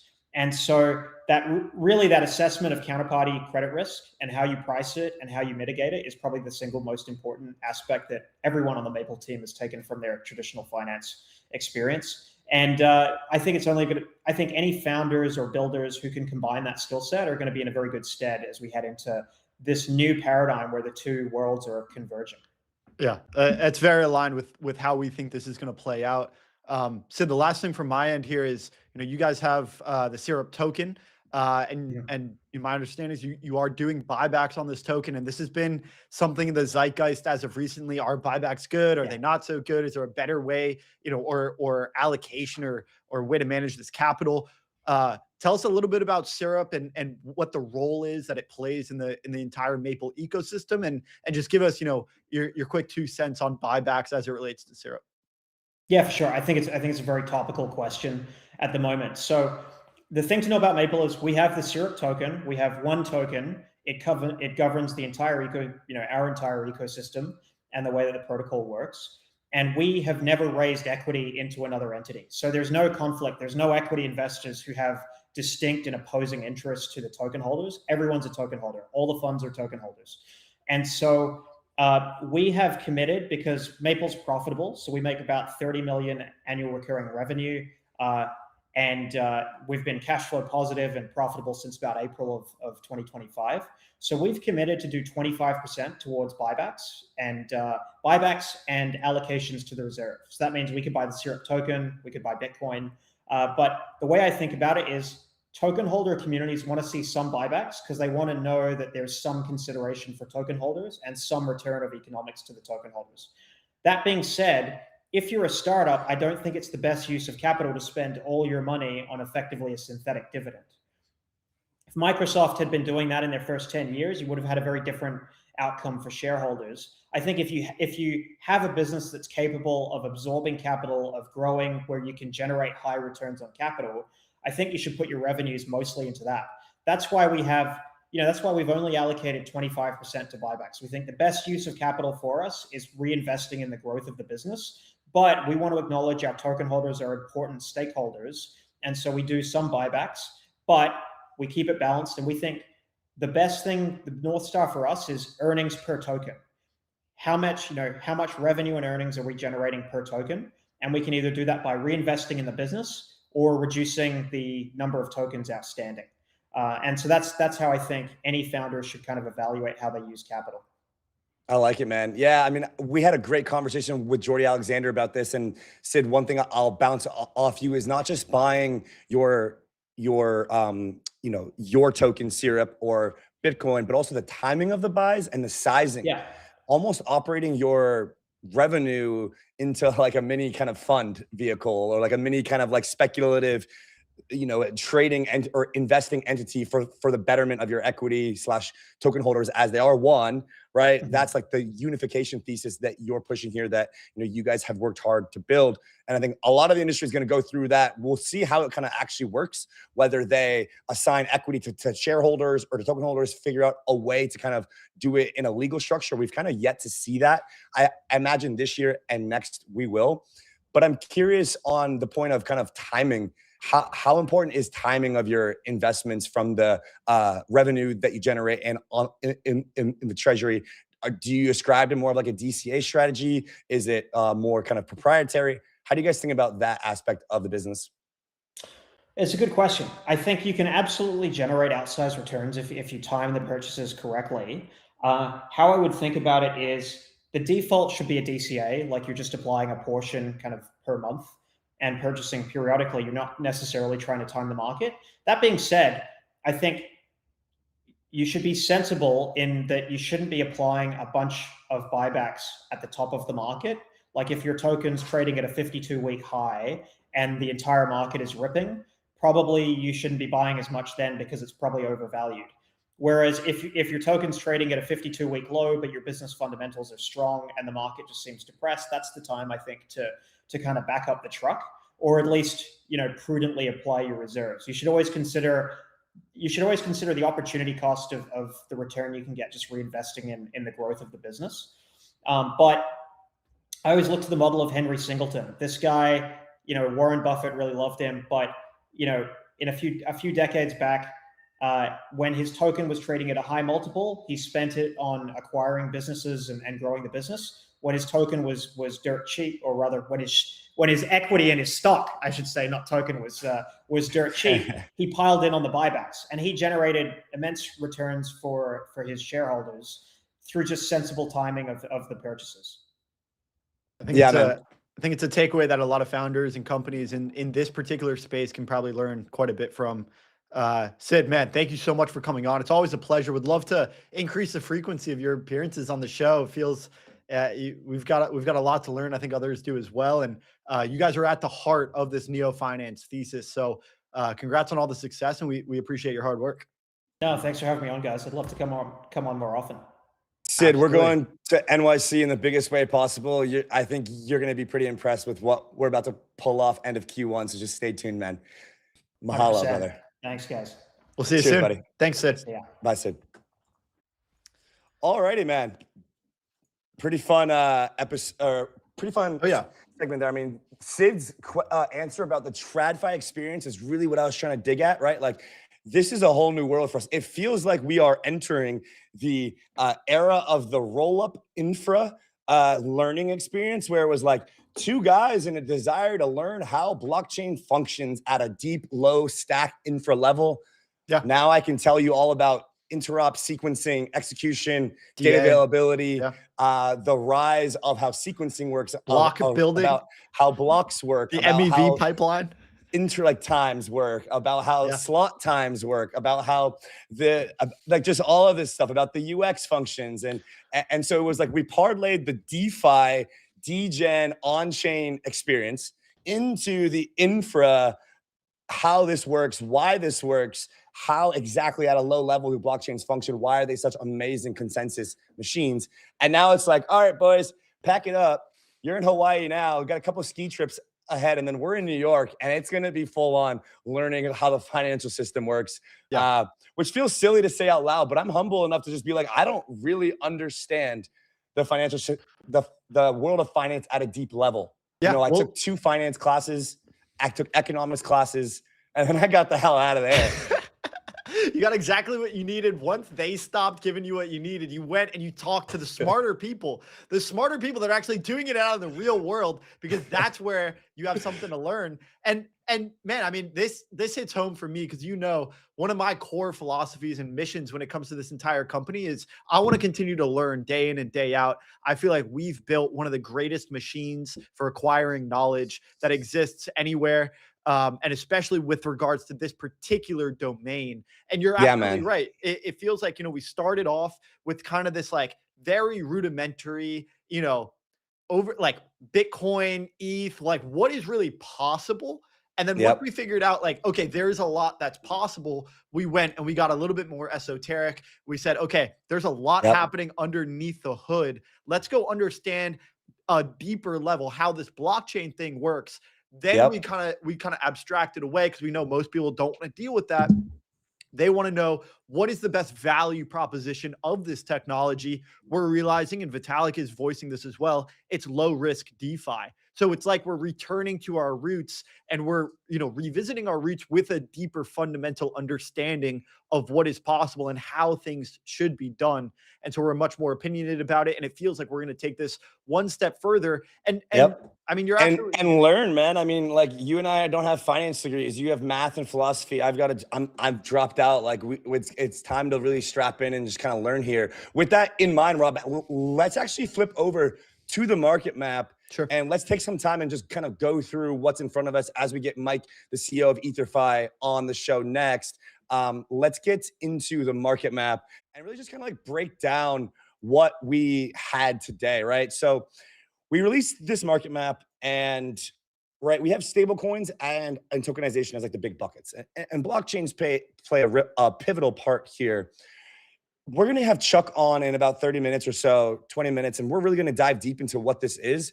But from a high level, from an investment point of view, right, Rob? Like, I think a lot of this is interesting from the understanding point of view, but I'd be lying if I said I wasn't interested in Neo Finance, because I don't think it's going to be generating a sensible ROI over the next 3 years. Like, when I look at this map, I put out in my tweet, I see Deca unicorn companies. So $100 billion companies and higher becoming a part of this stack. And I think they're in there. I am about 90% confidence interval that there are Deca unicorns in there. I think the definition of a Deca unicorn is $10 billion valuation. And you know that Tether is already at a $500 billion. So there's certainly, we already know that there are Deca billionaires in here. How many remains to be seen, depends on your time horizon. I will say, just on your previous point, that one of the things that my degree did teach me is I love the idea of reduction, right? Essentially, how many birds, excuse the analogy, how many birds can I kill with the least amount of stones, right? And so, the thing that cures apathy in my mind is when I'm excited to learn about something. If I can reduce down, not just being excited to learn about something, but pair that with something that I'm able to make money in, I can reduce that into the same vertical and I can hyper focus on that one thing. To me, that is where compounding value takes hold. And so that's I And it feels like that's what we've done here. I am looking forward to having Chuk on the show because, Chuk was instrumental. He was very helpful in helping define, kind of once we got over the initial hurdles, putting some tweaks and final touches on. And even in the last hour, I did make, some changes here with regards to the tokenization category because, there was some debate. Are we going to clump all of tokenization into one big category, or are we going to separate out the product and the asset issuers from the platforms themselves? And so, in my opinion, I think we did it the right way. I'm curious to hear what Chuk's perspective is on this. I also think Sid makes great points on how you could parse out, the stable coin yield credit lending facilities. And look, RWAs are the underpinning of a lot of these yield coins and the way in which, lending rates are generated. A lot of that comes from, like you said, private credit underneath. It comes from lending out to GPUs, lending out to solar powered companies. A lot of these things are very, very interconnected. But I think, again, unbundling this, taking a look at the parts, that's how we can come to a deeper understanding of this. And one of the questions that I'm looking forward to asking Chuk is, where does value accrue? Because value who's making money here and who's making the most money, and then how do we invest in them? And a lot of them are private companies. Who's making money? How do we get exposure? How does our community get upside here? Who's making money? And just to draw on our previous learnings from the whole infrastructure, deep look into blockchain technology, we understood, okay, there's a pipeline here of how blocks are created, how they're verified and validated and ultimately settled on the chain. And we came to understand that there are certain gaps. And if you can fill those gaps, you're going to make money, right? And a lot of times this is very fluid as teams try to commoditize their complements. This is a very ever-changing and fluid topography. But if you understand the stack, you can identify where there's gaps in the market and where teams are greatly positioned to benefit from those gaps. And so that's one question that I'm particularly curious about, is where value will accrue. And I think Chuk is going to have some great takes on this. Yeah, man. I mean, look, again, it comes down to it for me again, like, all right, so as an investor, as a allocator of capital, how can I get the best possible upside of this trend in a public fashion for our community, in a private fashion for longer term angel investing type of opportunities? How does one capitalize on this trend right now? I mean, if you look at tokenization, man, this category is massive and it's expanding. In this tokenization category, there's trillions of dollars of value really already created. And so when you think about, like, how do I get upside, even just something as simple as buying Tether Gold 6 months ago because you could, right? Like, that is a way to get upside. Figure has a public stock. Canton does too. Like, are these at the right time in the market? Like with anything, are these long-term holds? Like, is Figure and Canton, the token Canton and Figure the stock, are these 10-year holds if you believe in this thesis, and why? Like, this is really what I'm trying to understand from a portfolio, allocation perspective here. I've got some stats on the market capitalization of some of these categories. And I think that can help us parse through just to get a sense of where we're at on the adoption of neo finance. And so right now, if you look at the total fully diluted market cap, that is public. A lot of these teams are private. But if you look at the market cap of this entire map, it's going on 2.5 trillion. Wow. A lot of that is obviously dominated by, some of the legacy financial players that are getting into neo finance, but nonetheless, there is significant adoption here. And that's not to discount, the adoption of neo finance. The fact that $1 trillion players are adopting stable coins, going into tokenization and serving and issuing these kinds of products, I think that only speaks to how inevitable this trend really is. The other metric that I want to point out here, and then we'll break it down by category, is total fundraising amount from the teams in this entire map, 122 billion. $122 billion of fundraised capital from teams in this map. Yeah, that's what I mean. These teams are highly capitalized, and their team structures are absolutely they're absolutely skilled. And they're experienced. Exactly. Like Sid is talking about the legacy finance folks on their team. Yep. You ought to think these people are well above 30 or 25 to 55. They've spent a decade in TradFi, 5 years in TradFi, and they have a ton of capital to allocate and to make this thing work. Okay. They're talking about, I'm going to run through quickly the breakdown by category. And then they're talking about something in the chat about when credit card rates are capped at 10%. I think that will have interesting knock-on effects. First, why don't we start there? The market cap by category, the greatest market cap in this entire map is stablecoins and payments. If you bundle up that entire stablecoin infrastructure and stablecoin issuer category, it's a 1.25 trillion. That's followed by RWAs, tokenization and issuers, 680 billion. Neobanks come in at 320 billion. Obviously, we expect this to grow significantly. Oh yeah. Wallet infrastructure, 45 billion. This is something that I think, again, because these are newer companies, this again is going to continue to grow, especially as they go and converge with some legacy financial infrastructure. Lending protocols, 12.5 billion. And then Oracle's obviously dominated by our friends at Chainlink, 18.2 billion.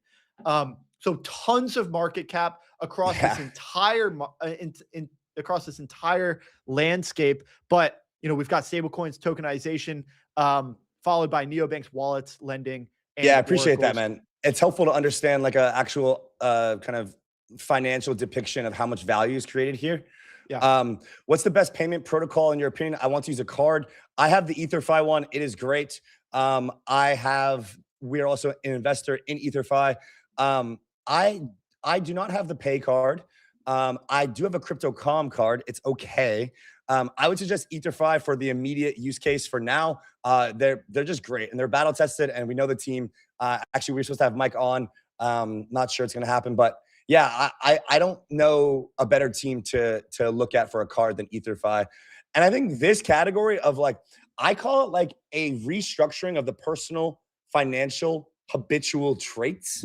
So think about how your personal finances ran today, and think about the big point of fintech being the super app thesis, right? Fintech is all about super apps. Chuk will come on and tell us that now. The fintech thesis is all about super apps. So yeah, guys, I mean, that is why I think this neobank category, earn, spend, save, transfer, is going to keep growing. Guys, we're actually going to get Mike up. He's behind the scenes. He's ready to go. We're going to get him up. And we're going to have a quick segment with him after I'm shilling the EtherFi card in the neobank segment. And after we're talking about the most growth expected in this single category. Mike is going to get him up here. Mike is going to start ripping. He's going to pick up right where you left off. Leo, feel free to flip and get Mike up here whenever you're ready. And he's listening behind the scenes. And so we were just going over how the neobank category currently makes up $320 billion of market capitalization out of about 2.5 trillion in this entire market map. And so that is a significant amount here. And so Mike is going to talk to us about what it takes to build a neobank, because again, we believe neobank this is a category that's primed for an explosion. We believe, to credit Mike Novogratz made this tweet, wallets, we believe, are going to transform into neobank platforms. We also believe the Venmos, the Cash Apps, the Revoluts, a lot of these guys are also going into the neobank platform as they expand their service offering. So Mike, welcome to the show. We've only got you for a few minutes here. Mike's on Canada time today. He's on Canadian time. Mike, welcome to the show, man. Please tell us. Hey, how's it going, guys? Yeah, great to be here. It's an exciting time. We continue to grow. We're annualizing just around $1 billion in payment volume through the card product. TVS is actually all-time high, right around 10 billion. It's going great. We think this is going to be Yeah, man. I think so. Mike, we're going to put you right back up in just a sec. We actually want to show the market map and talk about the neobank category. So we're going to pull that up. I'd like to get your take, Mike, on the market map, on the neobank category, and how we separate it in fintech and neobank. So let's go ahead and get that on the screen. You should see it up here in the back end, or if you have it up. I just want to kind of walk through what we're seeing here as far as how this neobank category looks. Because we wanted to separate neobanks from fintechs that are large and kind of show the crypto native neobank. However, we also firmly believe that it's kind of a race for distribution across the board. How do you kind of think about the neobank incumbents versus the crypto native neobanks, and kind of how that is going to keep playing out going forward?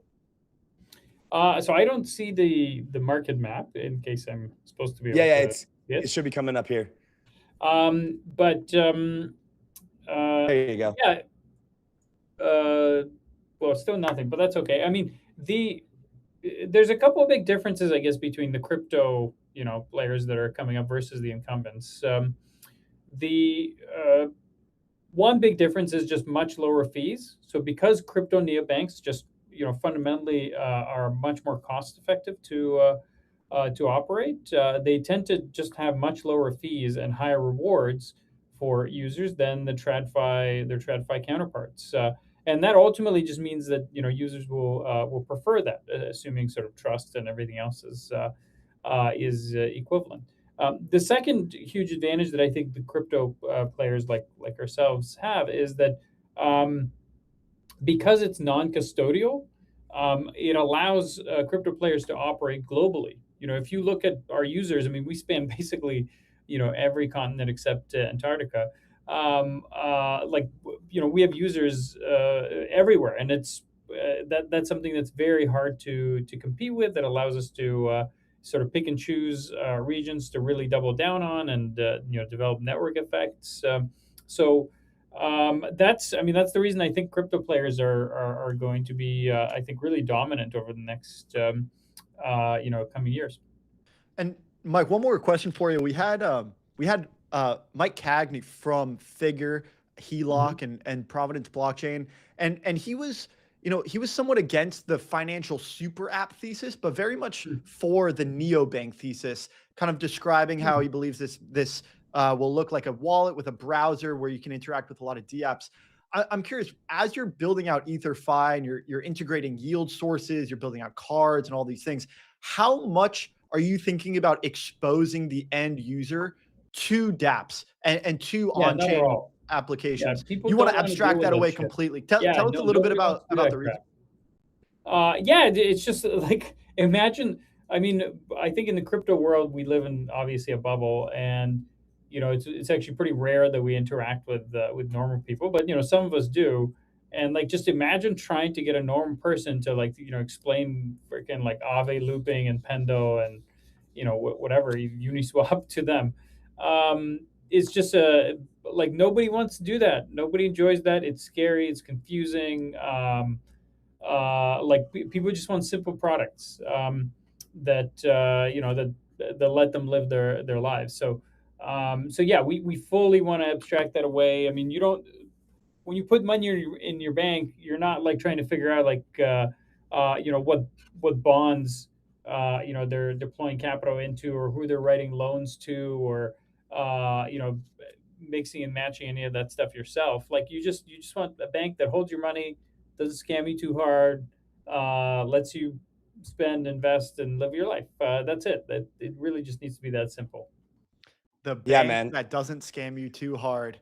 Never heard of one. No, I'm just kidding, man. But I do think part of this neo finance thesis is that, look, guys, your checking account gives you the tiny bit of yield. You can put that money into stablecoins on EtherFi and get, a magnitude of difference yield, even if it's still nominally small as rates come down. And that also applies to fintechs. It applies to putting your money in Robinhood Gold and getting their yield, or putting your money on Coinbase. And so that's kind of part of the bigger transition. I do believe the key distinction between fintech and neobanks, at least the way that we're describing it, is the custodial nature.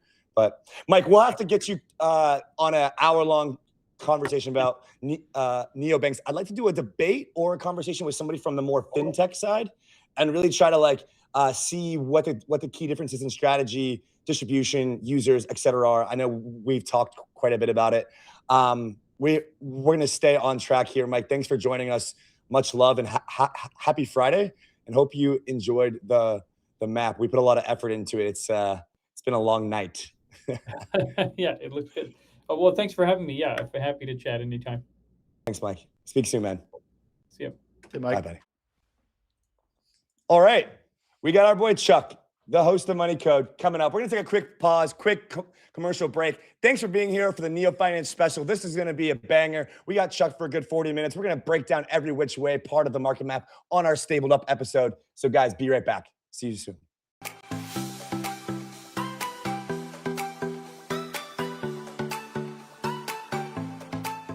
Yeet is built for big moments. The most fun you'll ever have with your crypto. Go to yeet.com to yeet into your next game.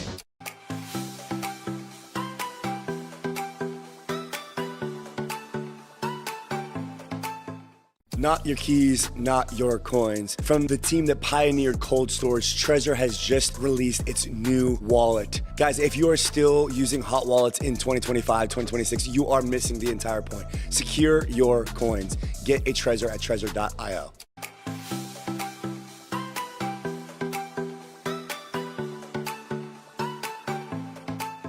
Go anywhere on-chain instantly with Relay.link. Relay is closing in on $10 billion transferred. Go to Relay.link to bridge your assets now.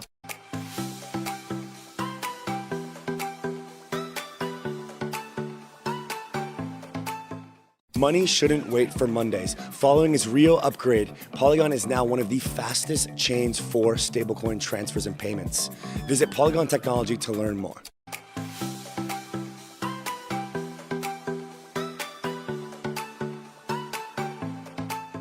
Kalshi is the world's largest prediction market. You can trade on anything in all 50 states. Go to kalshi.com to trade today.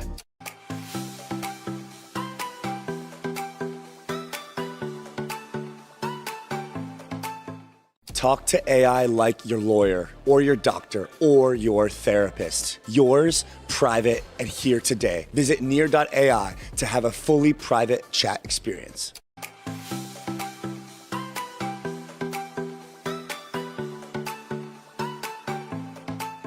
Havachi is fast and private perps trading, secured by ZK with Celestia underneath. Go to hibachi.xyz to start trading today.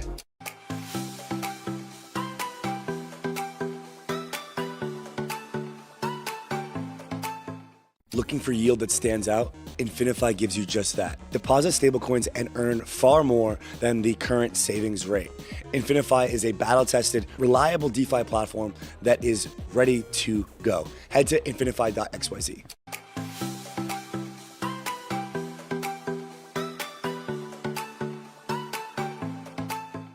Halliday is unified crypto payments. Give your users more wherever they are. Go to halliday.xyz to never write a smart contract again.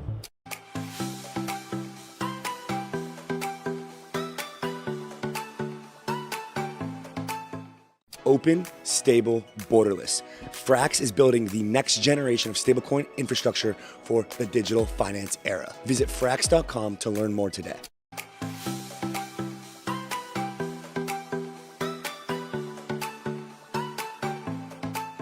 Yeet is built for big moments. The most fun you'll ever have with your crypto. Go to yeet.com to yeet into your next game.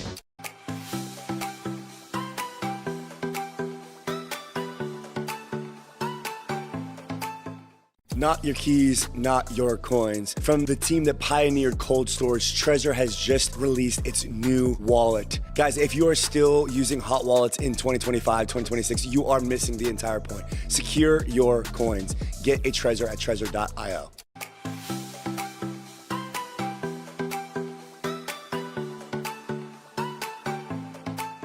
Go anywhere on-chain instantly with Relay.link. Relay is closing in on $10 billion transferred. Go to Relay.link to bridge your assets now.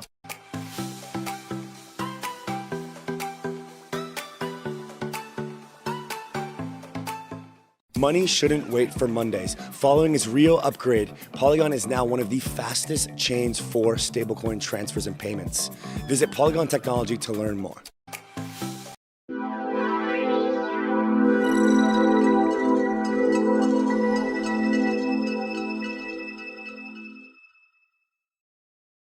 Welcome back to another episode of Stabled Up, our premier weekly show covering the ins and outs of digital dollars, stablecoins, and the future of decentralized finance. The show is made possible by Frax, and Frax is powering the financial engine of the internet, powering FRX USD and Genius compliant stablecoins. This is the stablecoin super cycle made possible by Frax. Now enjoy Stabled Up, our weekly stablecoin show. Alrighty, guys, Stabled Up episode 16. Welcome back to our premier weekly stablecoin show powered by our friends at Frax with their FRX USD product, FraxNet, and a lot more coming from our latest conversation with their co-founder, Sam, with their Genius compliant stablecoin. We've got Chuk, the man, the myth. Some have called him the LinkedIn warrior, the fintech financier, and the master of terminology. Sir, good to have you, man. It's awesome to be here. Thanks for having me. Absolutely. Chuk, I think you saw we released the Neo Finance market map. And as you know, this is a thesis that we're extremely excited about. We believe that the legacy financial system requires an upgrade. And frankly, crypto native infrastructure slop has been getting too much VC dollars and has been persistent for too long. We believe this deserves an upgrade as well. And they don't just need an upgrade. We actually believe that they're going to upgrade to the same point. And that is this convergence point. It's neobank, it's fintech 2.0, and this is what we're calling neo finance. And so, Chuk, I mean, maybe you could just give us your first reaction to the thesis, because we value your opinion. We want to hear from knowledgeable people in the space like you on whether or not we're thinking about this the right way. So, first impressions on neo finance. Yeah, I mean, I think it's absolutely right. It's what a lot of us have been waiting for. And like no qualms about, degen, and we've all done it. We trade, we have fun. But when you think about the evolution of blockchain and what it can do, you're thinking about replatforming the financial system. And the convergence of TradFi and DeFi is this constant battle. And we're making a ton of progress. 2025 was a kind of a excellent year for that. Obviously, a lot of that has to do with regulation, and then certain big signals with acquisitions, but the infrastructure has been built out and folks have continued to build it out over the last several years.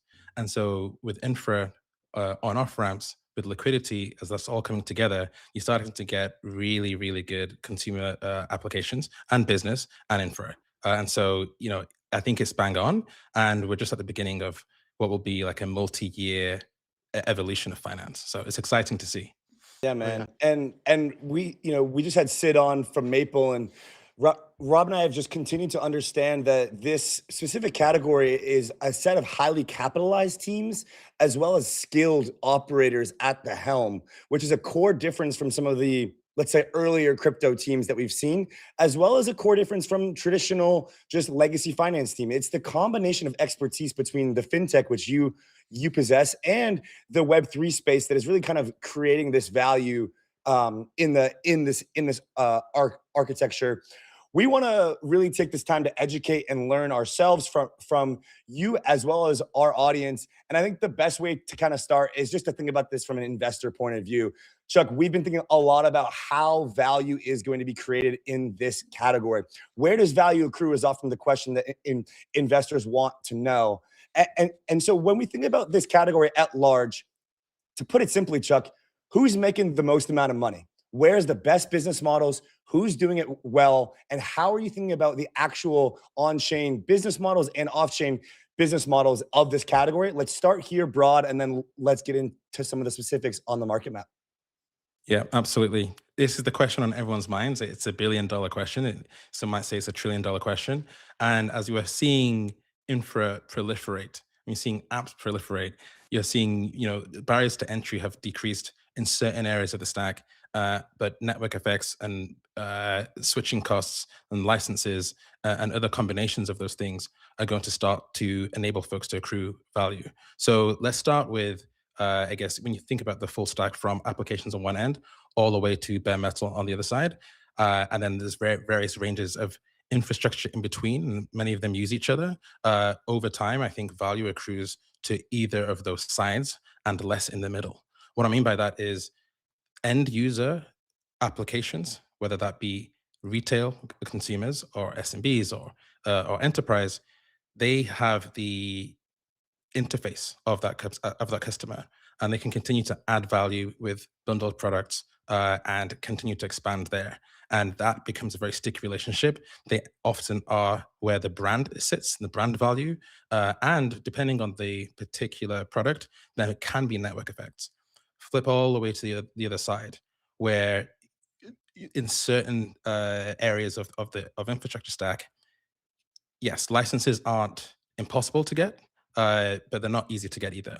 And so the right set of licenses, being able to plug into the bare metal, so having a master account at the Fed or close to it, having the right combination of owning the kind of the full stack down to the various different real like fiat rails in the particular regions that you want to participate in, that starts to build up strong reliability and low cost. Is that alone enough for a strong value accrual? Maybe not, but a combination of using that infrastructure to then win large enterprises, the large payment players, the large PSPs, and then continuing to add additional products. So not only do you on-off ramps, you then start adding cards, card issuance, you do orchestration and so on. Then you're keeping them together with switching costs. And so I think that's the way I think about value accrual. Own the end user, add multiple, and this is the playbook you've seen Revolut and Stripe and others. You start with one product, one wedge, and you continue to expand. And then at the far end, really going down to the metal, and then hopefully also being able to build either liquidity advantages or also bundling. Makes a ton of sense. Now, Chuk, let's apply this framework to the market map. Let's pull it up and give us a sense of which categories, which companies on this map are further towards the bare metal and further towards the distribution and the consumer app. If you've got it in front of you, give us a sense, where does the bare metal fall? And then, where's the other end of the barbell? And then we'll talk maybe about, which one to focus on. Right. So I'll start on the application side. I think you've got the new players and the existing players. And I think the existing players, the Revoluts of the world who are entering the stablecoin space with their applications. Stripe, obviously, they've entered with acquisitions. They were in the market beforehand through infrastructure partners, and then they entered it with more force with acquisitions as well. And then, folks like PayPal and so on who already have existing customers, networks, and so on. Then you have the newer end user applications, the casts of the world, the Aviciis, and so on. And they are still in the early stages. They're still unproven, but they're growing very rapidly. They're showing product market fit. Their revenues are crossing from tens of millions into eventually hundreds in the next year or so. And the test of, can you build a sticky consumer app, we're going to watch it in real time. So I'll start there. And then on the other side, go ahead. I hear most of those companies are falling into the fintech and the neobank categories, are primarily consumer facing and currently owning customer relations. That's right. That's right. One end of the barbell. Cool. Okay. And the other end of the barbell is bare metal, as you were saying. Yes. And this one is not one. The promise of stablecoins, particularly for cross-border payments, has been one that has been talked about for the last year or so. Cross-border payments are structurally broken in terms of how different countries manage their, central bank and monetary systems. They don't talk to each other.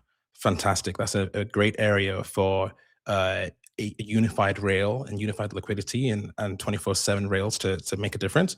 But there are lots of existing players, the Airwallexes of the world, the Wises of the world, who figured out workarounds. And so when thinking about who is going to enable the infrastructure to enable cross-border payments to be really, really efficient and fast, it's how do you build to the rails in as many countries as possible for your customers.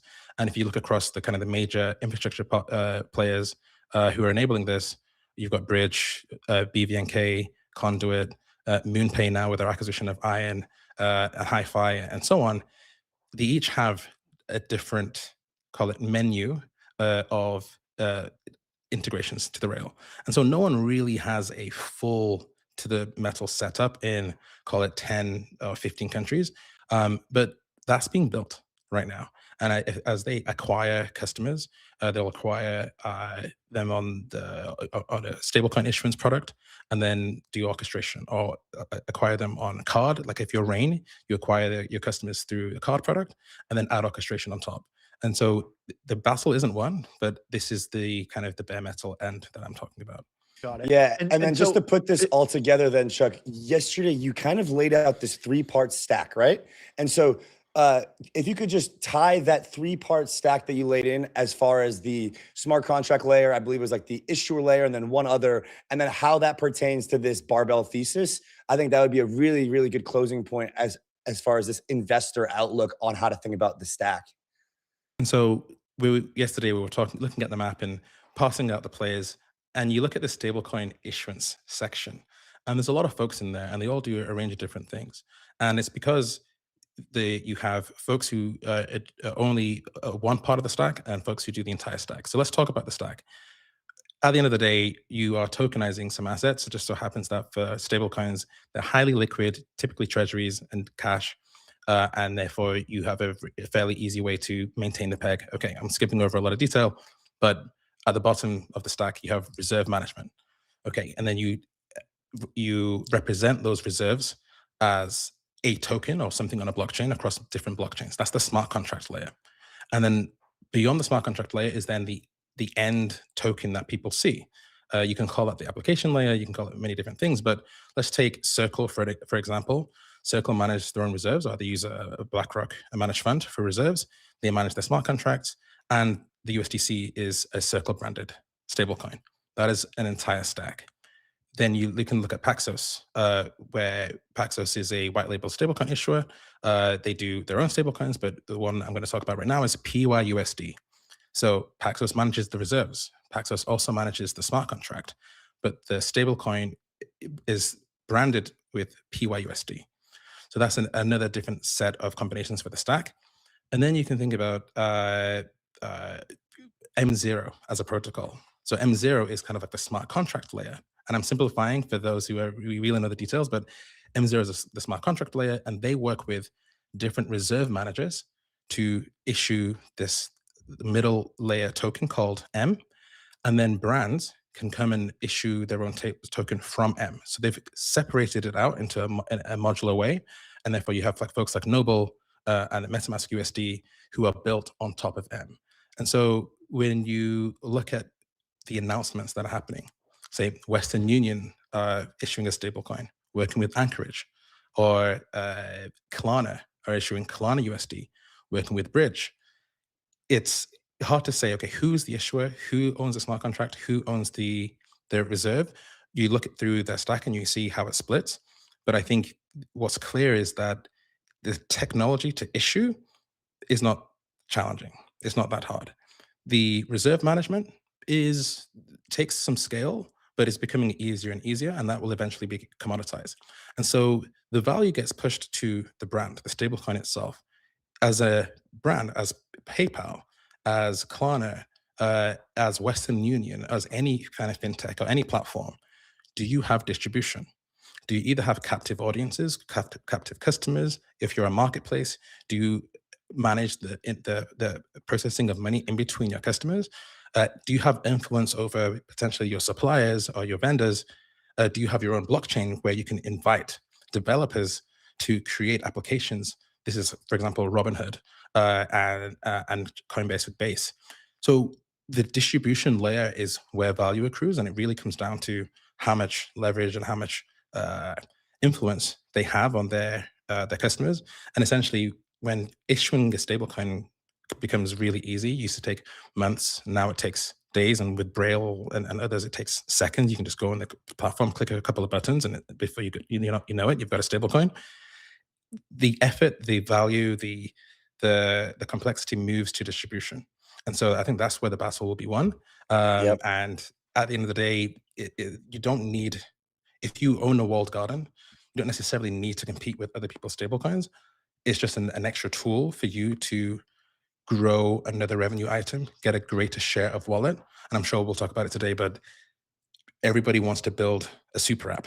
If you have users, how do you monetize those users? And the blockchain technology is another way of enabling folks to do that. It's essentially doing for finance what cloud and open source did for software. Yeah, man. I mean, couple quick points. One, the USDH Hyperliquid event showed clearly that issuers have this desperate desperate need for distribution. It was almost off-putting how crazy these issuers went for Hyperliquid's distribution. It was almost scary. Two, on that note, this is also Tether's profitability led to so many teams wanting to just, Tether and Circle wanting to be an issuer.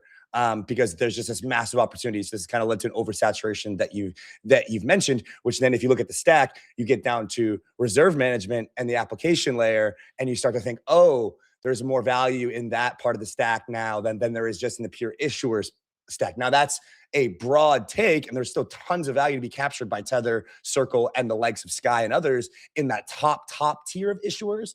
But it seems like if you're not in that top tier of issuers, rates coming down, competition going up, we'll see where the Clarity Act lands. There's value to be had in those other parts of the stack. Yeah. Rob. Yeah, I'll build on top of that, because I think when we're thinking about value accrual, it's really forward looking is what we're concerned with. And so the market for issuance and the market for reserve management has largely been won.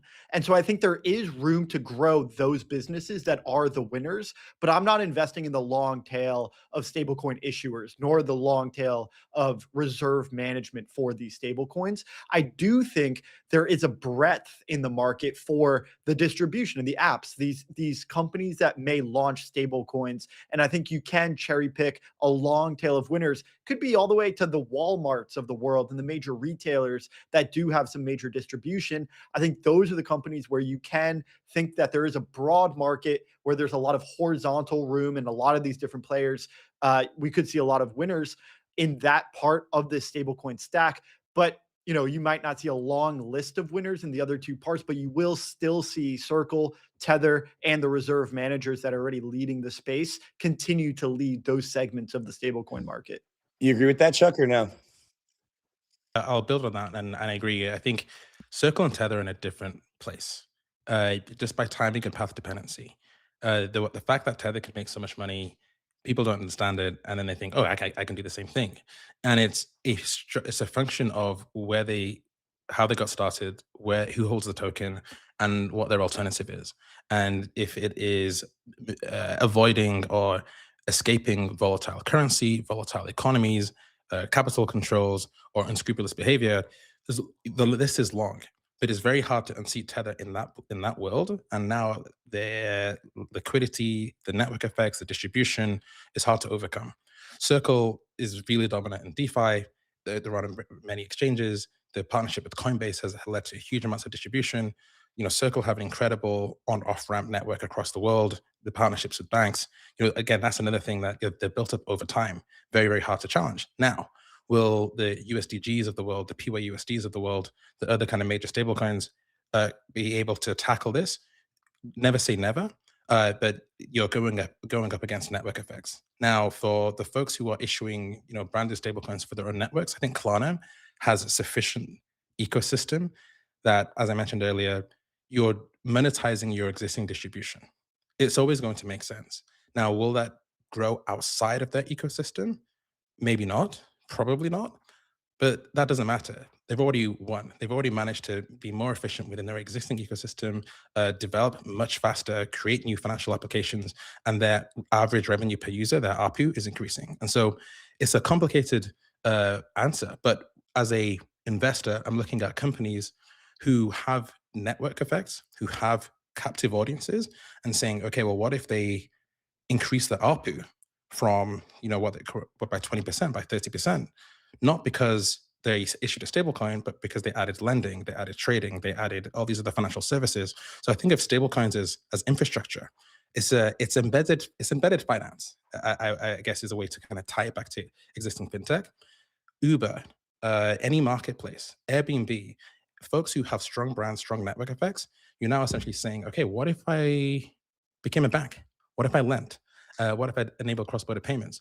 All that's becoming possible. Expanding to different countries is now possible. And so if you take it one level beyond the issuance stack itself and see, okay, what will this company do now that they can expand globally rapidly and launch new financial products easily? Okay, well, it's how good can they leverage their distribution to increase like the ARPU for each user? I think these are all great examples, Chuck. I think Klarna Amazon, Netflix, Airbnb, Uber, all of these guys there's a broad swath of brands out there with distribution that could launch stable coins and enhance their ARPU and therefore enhance their business. I want to turn maybe to the other side of the stack, talk about reserve management for a little bit, because this is where the lines start to blur between what is a stable coin, what is RWA, and we have this whole tokenization part of the map. And my understanding is that a lot of these, when we talk about reserve management, where does the interest come from? Well, it is yield on treasuries, and sometimes those treasuries are tokenized, or it's yield on BIDL, and these other RWA style products that ultimately feeds into the stablecoin stack. So give us a sense of the reserve management landscape as it relates to the current stablecoin dynamics. How deep does that go in RWAs, and maybe help untangle some of this web for us? Right. And so if we think about the reserve management of a stablecoin issuer, you've got a couple of things to manage. You've got, from a steady state of reserves, how much are you deploying into treasuries, into repurchase agreements, repos? How much cash do you maintain so that you can move them around? Okay, what banks are you using? What banks are you? How much redundancy do you have? Do you have banks in multiple locations in order to enable folks to on-off ramp in multiple locations? How do you manage the liquidity between those? And so maintaining the peg is less about matching your reserves one-to-one and whether you can support the redemption and minting demand. And so it's all a liquidity problem. And so the liquidity problems really end up happening on the weekends, because that's when you can't sell your treasuries. And so the evolution of reserve management is going to go to tokenized reserves. I think every issuer, you want to have a 24/7 treasury management system. And the BIDL were first out the gate. No, so that's not right. They weren't first out the gate. They were definitely loudest, and a great name for a product. But that's the beginnings of a kind of institutional backed asset that can be used across issuers. Fidelity have one. State Street, JP Morgan announced one as well. And so I think before there was the skill of managing your reserves and the 24/7 nature and make multiple bank accounts, and then that cash level so that you can do quick redemption management, that does require skill. Over time, that will become more programmable. But you need the laws to update so that folks can start to use tokenized treasuries. Genius does allow that, but we've got to wait for rulemaking. And so if you once you start to see that, the reserve, like the investing in yield part of reserve management, becomes easier and potentially more standardized. But the cash management piece, that's an issue by issuer game. And that's still very challenging if you want to be able to move from, issuing, hundreds of thousands or millions for retail applications to $100 million redemptions, $1 billion redemptions. Yeah. And that's the scale that one needs to be. That's where Circle, Tether, Paxos are when having to deal with like BUSD, for example. You need to have that kind of infrastructure. And so I think that's still an area where issuers and reserve managers, given that we broke up the stack earlier, can differentiate and say, hey guys, we're well capitalized. We have great banking relationships. We have credit lines with banks. So if you want to issue 100 million in 5 minutes and less, I got you. Like that is a differentiation, but you can imagine that is important for an enterprise customer and less important if you're managing a kind of consumer neobank.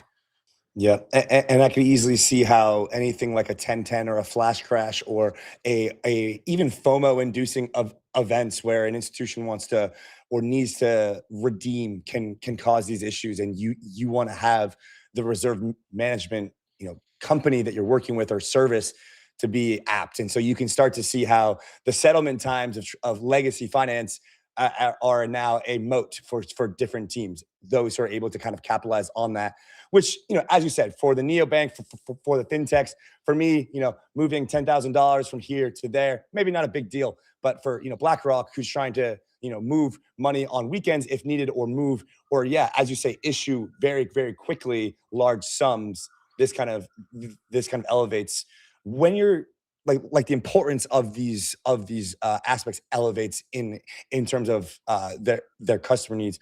last thing on reserves before we kind of move into the super app and the neobanks is when you're thinking about the importance of actually having reserve management be verticalized, right? So like sticking with one provider who's trusted.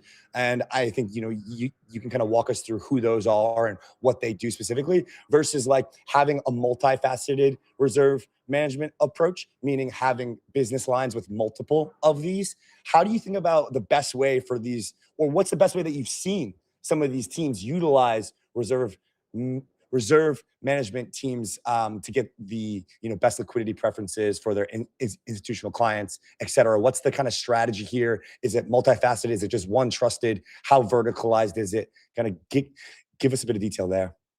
The jury's still out there because not that many stablecoins have really scaled. And when I say stablecoins, I don't mean, like for example, Athena is obviously scaled, but it's a different strategy. And so, outside of, I think PYUSD is 3-4 billion, USDG is like 2 billion. Obviously, Circle and Tether are huge. RLUSD is about $1 billion. USD1 is $2 billion. So there's only so many that have got to that stage, but it's not necessarily just the size and the scale, it's redemptions and minting volume, which not everybody reports on. And so if you're connected to an exchange, it's really when the stress that happens that really tests how quickly people can get in and out of your stablecoin. And so there is no kind of right answer right now. All we can say is, so far, if you look at history, we've only seen the verticalized players get tested, and all of them have worked out so far. Now, that's not to say that the new models won't work. I think I'm personally very excited to see the M0 model work.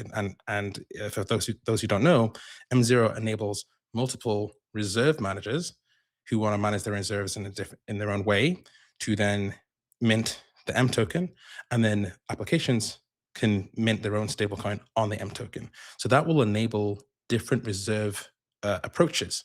And as that grows and scales, we'll see how that has benefits, and we'll see what the limitations are. But I think that is a way to improve liquidity and enable specialized reserve managers to compete at that layer. One thing we haven't discussed, but is important as we talk about the proliferation of stablecoins, is interoperability. And so you have interoperability between any stablecoin that's issued by the same issuer. Great. Then you've got to figure out interoperability between stablecoins from different issuers. And there are firms who are out there who are working to solve that problem. But it's one that folks need to think about. And particularly if you're an investor, you may see, okay, if I believe stablecoins are going to grow and proliferate, what's the role of orchestration and clearing and settlement across different stablecoins? There's probably a potential opportunity there.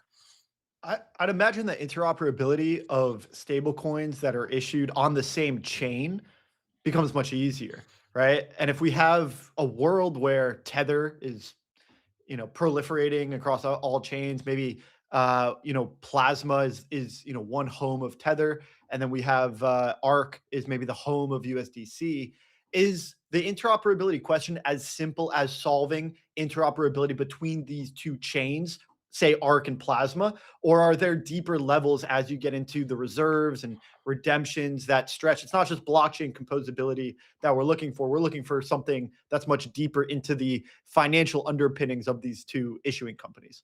Right. Yeah. It's the second. It's deeper, and it's cross-chain, cross-asset, and there are firms who do this. If any 2 points, any two stablecoins across any different blockchain, there will be someone who will offer you a price. There are protocols that do this as well. And it's all about size, speed, essentially liquidity. And that's still not quite solved yet. And I think for stablecoins to really be money, there's a concept of singleness of money. You want to be able to have $1 and it's $1 everywhere, especially if the credit risk of the issuer is all essentially the same. They're all Genius regulated. It should be $1. I think people are thinking about, how do we really make it neobanks mainstream? How do you get neofinance to be mainstream?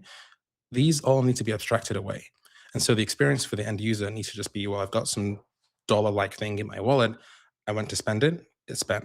Oh, you want some money from after we just had dinner and we want to go and split the bill? What's your tag? Boom, send. Doesn't matter that your wallet is a neobank that's on Plasma or mine is a neobank that's on One Money or Tempo.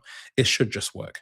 Now, actually making that work in the background with all the things that you mentioned and the reserves and the different levels of the stack of stablecoin issuers and so on is not going to be easy, but this is the world we live in, and we will have to solve it. Yeah, man. No, I think that's a really good example, because it is like this payment processing, payment networking flow, blockchain flow, asset issuance flow. Goes all the way down to ERC20s versus the TIP for Tempo, I think, or TIP20 or something. There's token standards. It's very deep. And again, probably an edge for the reserve managers, probably an edge for the applications if you can figure this out, if you can solve this problem. Let's talk about the applications. We'll get the market map up again. We separated fintech and neobanks specifically, kind of operating under the lens of these more licensed, regulatory compliant, custodial fintech giants with large distribution, Revolut, Venmo, Cash App, and the likes, and then crypto native neobanks, more non-custodial, more kind of crypto, spend your crypto with a Visa card, earn, spend, save, kind of all in one app, but with a more, let's say, new feeling, a not so, established brands. What it feels like, Chuk, is that they're both fighting the same fight. How do I provide the best financial experience for my customers at scale, get the most customers, offer them the best product suite in a very safe and sustainable manner? Kind of, I'm thinking about this as a shift in the personal finance habits of people, meaning that I think that people will, especially our age, will start to shift in how they manage money, how they view money.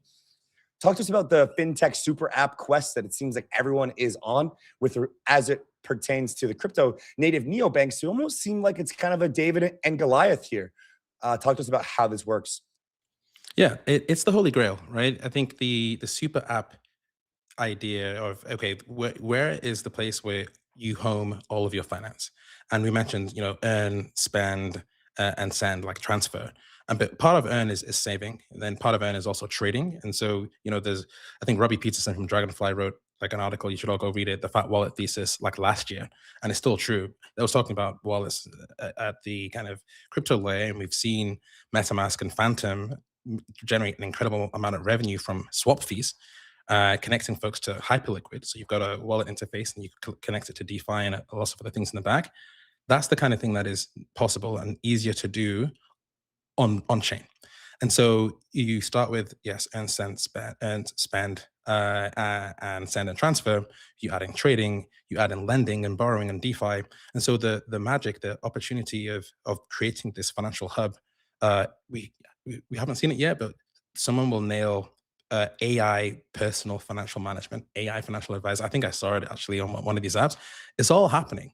And because the blockchain and stablecoins and DeFi and this open source element I mentioned earlier is reducing the cost to build these things, it just blows open the competitive landscape. It's fantastic. And so if you're Revolut, you're like, okay, well, we're in the business of continuing to bundle amazing products onto our users. And now you've got to compete not only with Monzo and not only with like N26, but all these new neobanks that are finding all these niches with customers. And I say that because when I say niches with customers, all the products are going to converge to the same thing eventually. And so what combination of those products do you use to go after what set of users? That's the game.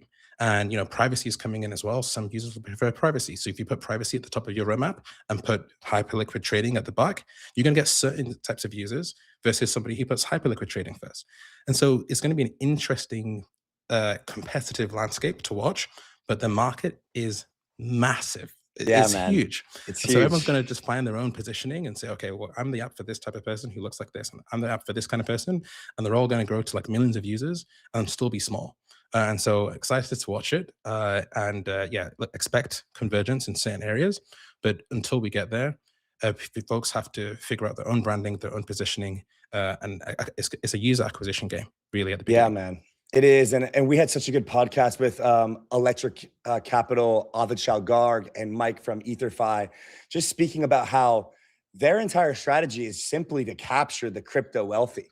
Like they don't even care if they have 10,000 customers compared to Revolut's 1 million, because if their average spend is 100x what Revolut's is, they could care less. If Bitcoin's going to 1 million, they just want these customers for the next 10 years, because these are the next millionaires, multimillionaires, six-figure, et cetera, spenders. And I mean, we can get all bulled up all we want, but it's just like that is exactly what you're saying. And so it's like the edge in the application game, in the application part of the stack, to kind of tie this all together as we come to a close here, seems to be more relevant as far as your specific customer acquisition strategy. As you say, everyone's going to have a lending app. Everyone's going to have stablecoin yield. Everyone's going to have payments. Everyone's going to have some AI personal assistant. All these apps are converging on a very similar user experience as well as look. I mean, look, they all have different brand colors. That's what it's going to come down to, is like, one is purple, pink, green, blue, and yellow, but they all offer you kind of the same thing. But these teams have to make strategic brand decisions and strategic go-to-market customer acquisition decisions with regards to a very specific niche. I think you raise a great point. Guys, maybe close us out here. Chuk, Rob, been an absolutely great stabled up episode. Chuk, we'll go to you. Closing thoughts on Neo Finance, on the market map. Thanks for being a part of this. And yeah, it's been a great show. Yeah, closing thoughts. I think it echoes a lot of the excitement of everyone in the space. It's finally happening. This convergence of TradFi and DeFi. There's a real potential to build some very, very useful, but also exciting and innovative financial products. And so now is the best time to build. If you're not building, there's many folks who are in traditional finance in really good jobs who are considering it. Now is the time. I can't think, if you are looking for a moment, it's now. My only closing thought is I'm particularly excited for when Tesla, NVIDIA, Grok all launch their financial super apps, because they have the best AI, and that is going to make our finances that much better too. So I think that's probably at least a half to a decade away, but we'll see whether or not they're able Anthropic acquired CoinGecko. It may be sooner than you think. Yeah. Wait, did they really? Or was that, is that confirmed? I'm not sure if it's confirmed. I saw enough detail that I'm like, okay, it seems to be going through, but let's wait until the official story. That's where we're headed. That's where we are headed there. Anthropic stablecoin coming out anytime now. Chuk, man, we can't let these AI companies get control of the financial world too, man. This is getting out of hand. Just accept it. They're going to control everything. Chuk, man, fantastic episode. Thank you so much for coming on, and for all of your assistance on the market map. We'd love to do it again sometime. Cheers, man. Great to be here. Thanks for having me. See ya. We'll see you. All right. Bada bing, bada boom. We've got Jacquelyn Melinek up next, the founder of Token Relations.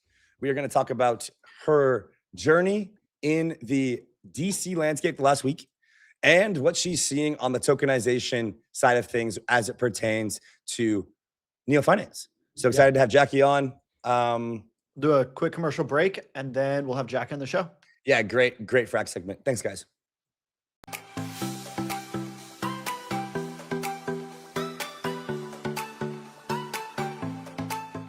Yeet is built for big moments. The most fun you'll ever have with your crypto. Go to yeet.com to yeet into your next game.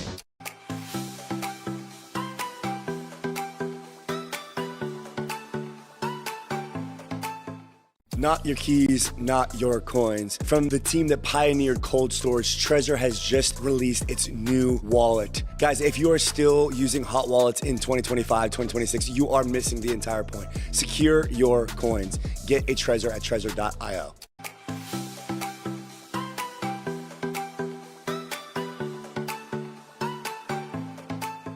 Go anywhere on chain instantly with Relay.link. Relay is closing in on $10 billion transferred. Go to Relay.link to bridge your assets now.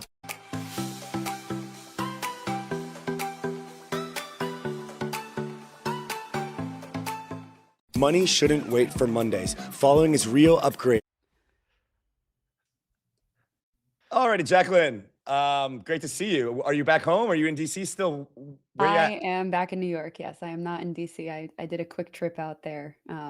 Fruitful, but I guess I didn't have any impact on the market structure markup. So it fell through. We thought you were going to be like a special government employee like they do for a couple days and just push it through Congress yourself. Well, Eleanor was definitely on the ground doing all that. But at the end of the day, I think it's kind of Coinbase's game. So apparently so. Yeah. I mean, Jackie, I think the super relevant thing here for you is just being there the last couple of days. You've seen how serious like it's being taken at the highest level of government. And obviously we're pushing this neo-finance idea, right? The convergence of legacy finance and DeFi kind of coming together. And like all of these things from tokenized equities to stablecoin yield, it's all kind of part of what I guess is this next era of crypto, right? Like you've been around for the last, 4 or 5 years. You've seen like this, I guess like the previous era. Give us some light and insight into what your takeaways were from DC as it pertains to like this new era, this neo-finance, this convergence point. How do you see this from your perspective? I love it. I mean, I looked at the neo-finance market map that you guys put together, and obviously it shows a ton of categories across like chains, stablecoins, tokenization, lendings, oracles, etc.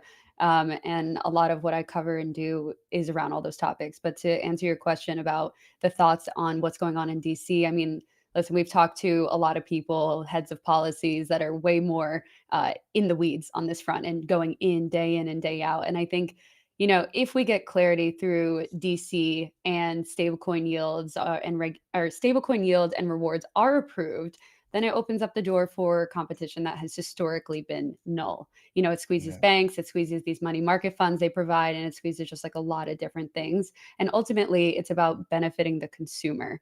And in my opinion, arguing against that is just not a good business model.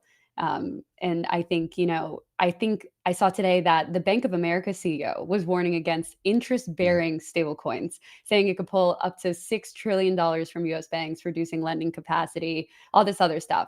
And essentially the way I interpret that is like they're trying to scare the market out of this because they don't want to update their business models. They don't want other people to earn money through stablecoin yields. And they essentially will not pay the interest on deposits that we put in banks today, right?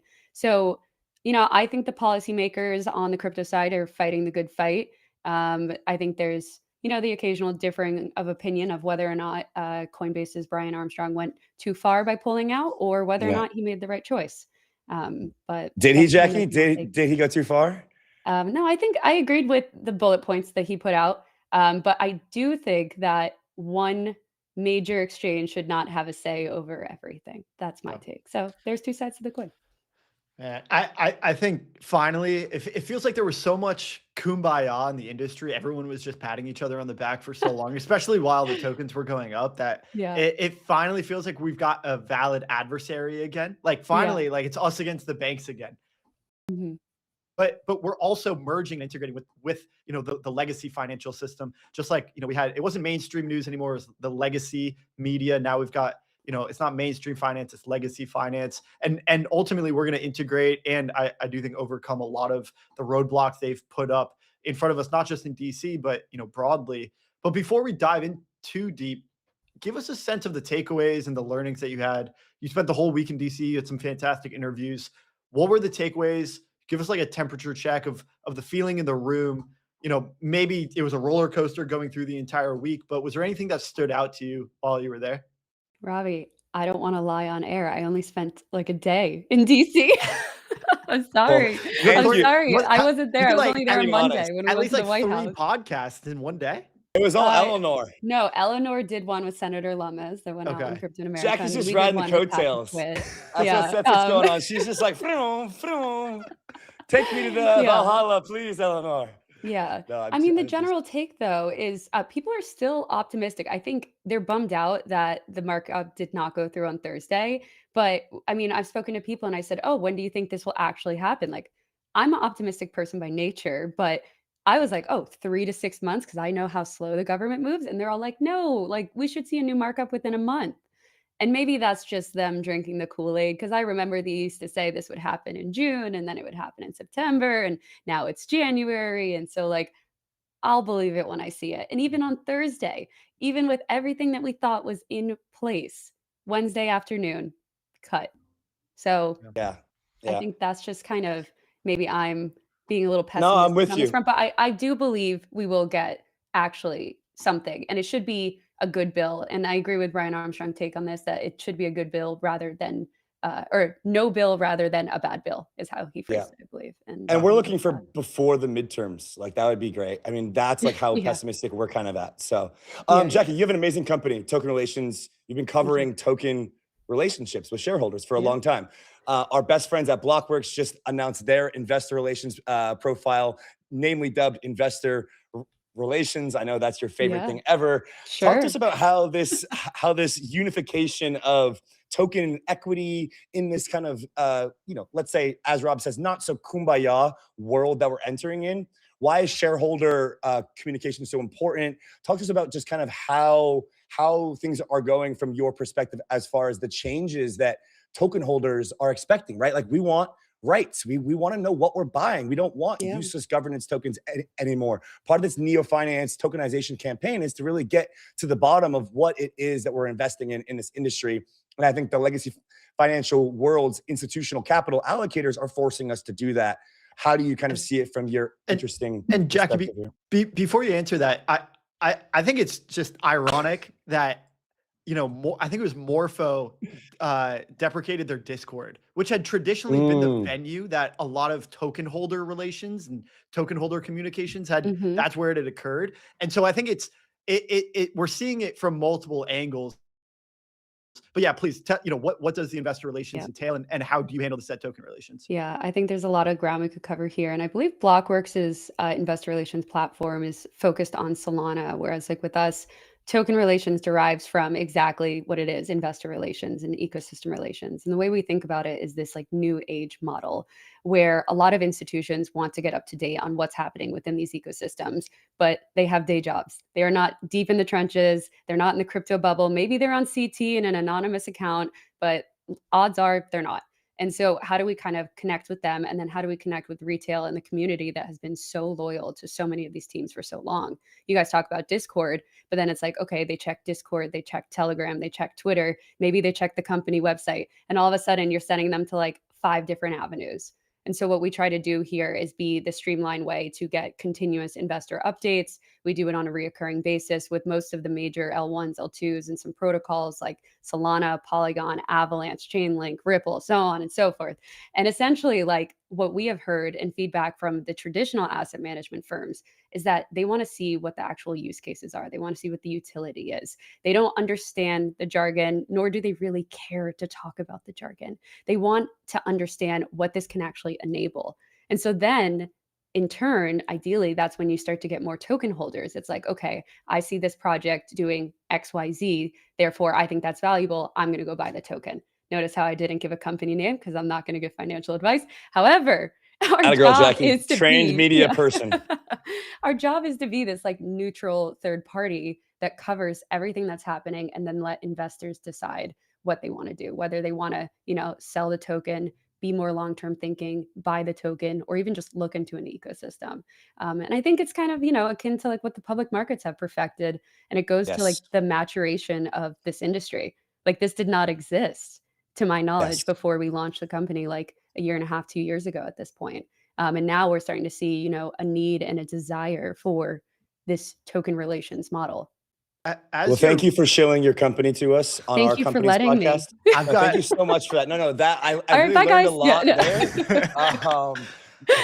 there. Yeah. So I've got a follow up. As you're running this company, coming from media, it must be it was probably a natural transition into this role as you're communicating to investors and to token holders. How does it scale? Does it scale like a normal media company when you're running this, Mhm. or are you thinking about this in different ways? It generally just growing, your newsletter. That way you can grow the token holder base and the people that are thinking about this particular protocol, or is there some other way you're thinking about scale and growth because it's an investor relations company and not a traditional media business? I think you're right, Robbie, on that front about like the distribution side is so important. And so we have a bunch of subscribers, like 130,000, and then over 8 million views to the site. But the thing that, like, sure, we could put out these big metrics and numbers, but if we don't know who these people are, it's just a number. And so for a lot of people, they care about who are these subscribers? Who are these people actually reading the things? And sometimes you could say 50 C-suite people reading this newsletter is way more valuable than a massive number of anonymous accounts. And for some people, they see like, the retail side as the way more important one and they care about the bigger number. But what we've seen is like there's 2 categories of institution and then there's retail and community. And I personally think they're both extremely important. And a lot of teams are just like laser eye focused on institutional. And I understand you want to get these big allocators buying your token or, investing in your space and using your products. But retail is kind of like the iron horse or the Trojan horse or whatever you want to call it. And these are like the people that will go to bat for you, which we've seen with like Hedera, Ripple, Chainlink. Like they have their armies, and like they should not be overlooked in any capacity. Yeah, Jackie, kind of getting out of the actual kind of way that you guys are running your company and more into how you're personally thinking about this.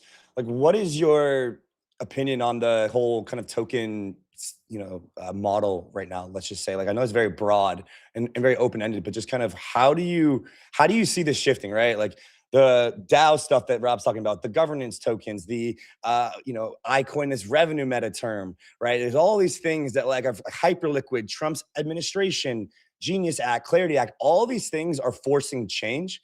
I don't know. How do you think about this from your perspective? Like, what is these significant changes in tokens you expect to happen this year? I expect you to have a great answer, being the founder of Token Relations. Yeah. While you were talking, it made me think about a conversation I actually had with Animoca Brands' Yatsu. And what he said is that he thinks this is the year of altcoins. And it's the year of altcoins for those with utility. And I think a lot of times people joke around and they drag these utility tokens, but it's like at the end of the day, when you think of the public markets, the companies that are doing well cause the stocks to go up, more or less, right? And so if you are building a chain or protocol or project and you guys are actually delivering back value, it should follow what the public markets do, and we should see the same results with these utility tokens. There's actual use cases behind these things. As history has shown, that has not been the case. But as this industry becomes more serious, I think we're going to start to see that as a result. And I mean, you could see this with some of the teams already when they announce major partnerships with like traditional financial firms or things like that. Like you start to see the ripple effects of this coming through almost immediately. And historically, that hasn't been the case. We've seen, meme coins just like pump and dump because it was funny. And like, listen, I understand the meme coin mania. I think it's funny, and I think it's kind of died down. But as more serious players come into the space, we're going to start to see serious capital moving it as well. Yeah, I mean, I think it's ironic, the utility point, because Rob, back in 2017, 2018, all we were doing is buying utility tokens that like dentists are going to use this token, and like this one's going to solve the legal contracting space, and like this is going to be the token for energy. You will be spending all of your credits on this token in the future. Every time you go to, pay your water bill, you're going to be using the water token. And then we completely got away from that because it was like, guys, all this is white papers and ICO mania. Then we moved into like the regulatory arbitrage phase, which was like, oh, Andre Cronje is going to write a Medium article saying that this is a valueless governance token. Don't buy it. But if you do get in on the first minute of the yield farm, you're going to hit a 10,000x. So like, of course, you're going to do this experimental finance. And then now kind of the trigger here for this neo finance category is this new administration, the industry being fed up, and really just this shift back to utility. So Jackie, I think it's a good answer from the founder of Token Relations there. Thank you. I appreciate that. I think it's also like everyone doesn't agree with that, and I would argue differently. So yeah, well, I mean, my take. Yeah, tokens with Chainlink, right? As an example, they have link reserve, and so that is a very good example of a utility token. But people are still questioning in the market. Like we had Jordy Alexander on. He's like, look, like Chainlink has great fundamentals, but it's hard to know what you're buying, and it's hard to know what you're buying with some of these other utility tokens still, and so. There's kind of a mix here, Rob. I don't know if you have an opinion on kind of. I think there's some real innovation that the blockchain enables, and so there are things that you can just use cash. Like you should probably just pay your dentist cash. That is like, that's fine for your dentist. But then there's other things when it comes to enabling credit and democratizing access to capital, like we're seeing in this yield coin space and a lot of this neo finance space, where these are net new inventions or realizations of things that you can do, whether it's financial engineering or it's greater technology. There are net new things that you can do with blockchain and tokenization. And I think that's unlocking a lot of use cases.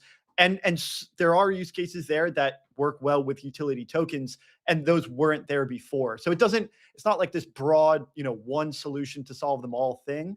But I think there are sectors of the market that, you can apply this thinking to. And I wouldn't bet against Yatsu. So I think he's betting on this specific sector of the market, but this is not one catch-all like we thought it was in 2017. Yeah. Yeah, I agree with you on that. And I also just think about like when we start having, I mean, not start having, we've been having conversations around tokenization. And I know you guys have brought on plenty of amazing guests on this front, but I've had discussions around this recently. And it's like the tokenized equity market is continuing to grow. And what does that really mean is that it's going to be bringing in new emerging asset classes, categories like securities lending or RWA looping are bringing crypto towards that institutional side, yes, but it's still appealing to the mass market of retail. And so the opportunity today exists, but then it's opening up the door in the near and long term to more products like credit. And then you'll start to see like more sophisticated players kind of borrowing and using platforms that provide these products and that we're not seeing in these traditional markets. And to your point, we'll be in that neo finance category.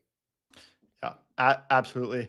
One example here, and this is not financial advice, I don't have a bag, but Pendle is one of these things where like you couldn't have done that any other way. Split up the yield and the principal in the way that they've done it. I expect more and more of those sorts of things come up as more institutional use cases come online. And this is something that Andy and I were talking about this earlier in the show. Like we're particularly curious about this sector of where the market is headed. Early on, we were curious about DeFi. We got into DeFi. We started to learn about that. Then it was like more, okay, how does the underlying technology work? Got deeper into blockchain, had a lot of blockchain architects and technology people come on the show. We got educated on that.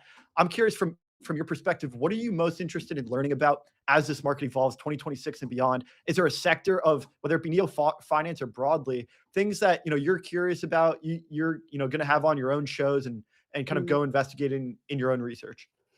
It's a good question. I think for me, it's kind of about making all of this accessible to the broader markets. I think historically, the little guys have been left out of the equation, and it's been held to high net worth individuals, all these massive funds, institutions. And it's like, why can't we participate in these things? The average people should be able to earn the same yield. They should be able to, buy the same types of funds and things that have historically been private.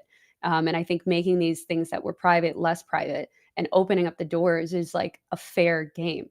And the game has not been fair historically. And so if these different types of crypto products and apps and DeFi protocols, whatever it may be, opens up the door to that, then like those are the people that I want to talk to. And I kind of want to help, tell their stories, because it's like in the crypto space, as you guys know, everyone kind of, beats the same drum and we all hear the same things, but it's like people on the outside don't know what's possible in here. And so how can we kind of tell that story and bring it to them and then hopefully, give them something in return? That's what I'm really excited about, is the ability to create such, I guess, closed off products into a more open market. And Jackie, are you going to be doing that on the conference circuit in Q1, Q2? What's your travel plans? I am. I'll be at a few. I'm always trying to limit the travel, and then I end up traveling, but I'll be at Hong Kong Consensus in East Denver. Sweet. So if you're on the ground there, would love to see you guys. We'll definitely see you. To Denver dude, I can't do it. The consensus to Denver travel is insane. Yeah, it's gonna be it's gonna be crazy. Yeah. I'm not jealous. I did it 2 days last apart year or something. Yeah. I literally had an IV in my arm after I got off the flight from Hong Kong in Denver. Was totally cooked. It was rough. So, Jackie, enjoy your weekend. We'll see. Denver. Yes. Yeah, I mean, listen, I have my expectations for East Denver. We'll see where we get, but we'll see you in New York. We're about to blow your mind with the New York splash coming March, April. So we're gonna get you up there, get you involved. I'm stoked for it, and we'll be hanging soon. Amazing. Should be a lot of fun. Thanks, guys. Thanks for having me on. Looks like a good nice sunset behind us. Enjoy it. Yeah. Enjoy the weekend. Have a good one. Bye, guys. Bye. We'll see you next time. Cheers. Alrighty. Bada bing, bada boom, Rob. We've got our last guest, our guy, Frank Chaparro, head of content at GSR, the man, the myth, the guy behind your mustache. Stops. I have a feeling Frank is responsible for Wazibra, for Inverse Bruh. I don't know why that thesis. I don't know why I have that thesis, but I truly think that Frank's alt might be Inverse Bruh. Are you going to ask him? I'm not sure. I don't know. This is an unconfirmed rumor, but there is a chance that Frank is an Inverse Bruh. I'm curious. I mean, no, I'm kidding. Takes quite the personality and the sense of humor to be Inverse Bruh, But Frank's a great guy. This He's is got a our great sense last humor, so I wouldn't put it segment of past the him. Neo Finance Special, Rob. It's been absolutely great coming on noon here in Hawaii. And It's been yeah. a lot of fun. Honestly, I feel like these have been some of the greatest segments that we've had in a long time. The one with Chuk was phenomenal. Jackie's always great. Obviously, we had, Cody from DC, and we started off Lorenzo, and they're doing tremendous. So I hope I'm not leaving anyone out there. I think, and Sid, obviously Sid is core to the Neo Finance thesis. And there's so much going on here. I could talk about this all day. And just once again, I know you felt it. I felt it too, man. Like there was apathy, not just in Twitter, but like we feel it, right? Like we're a reflection of this space.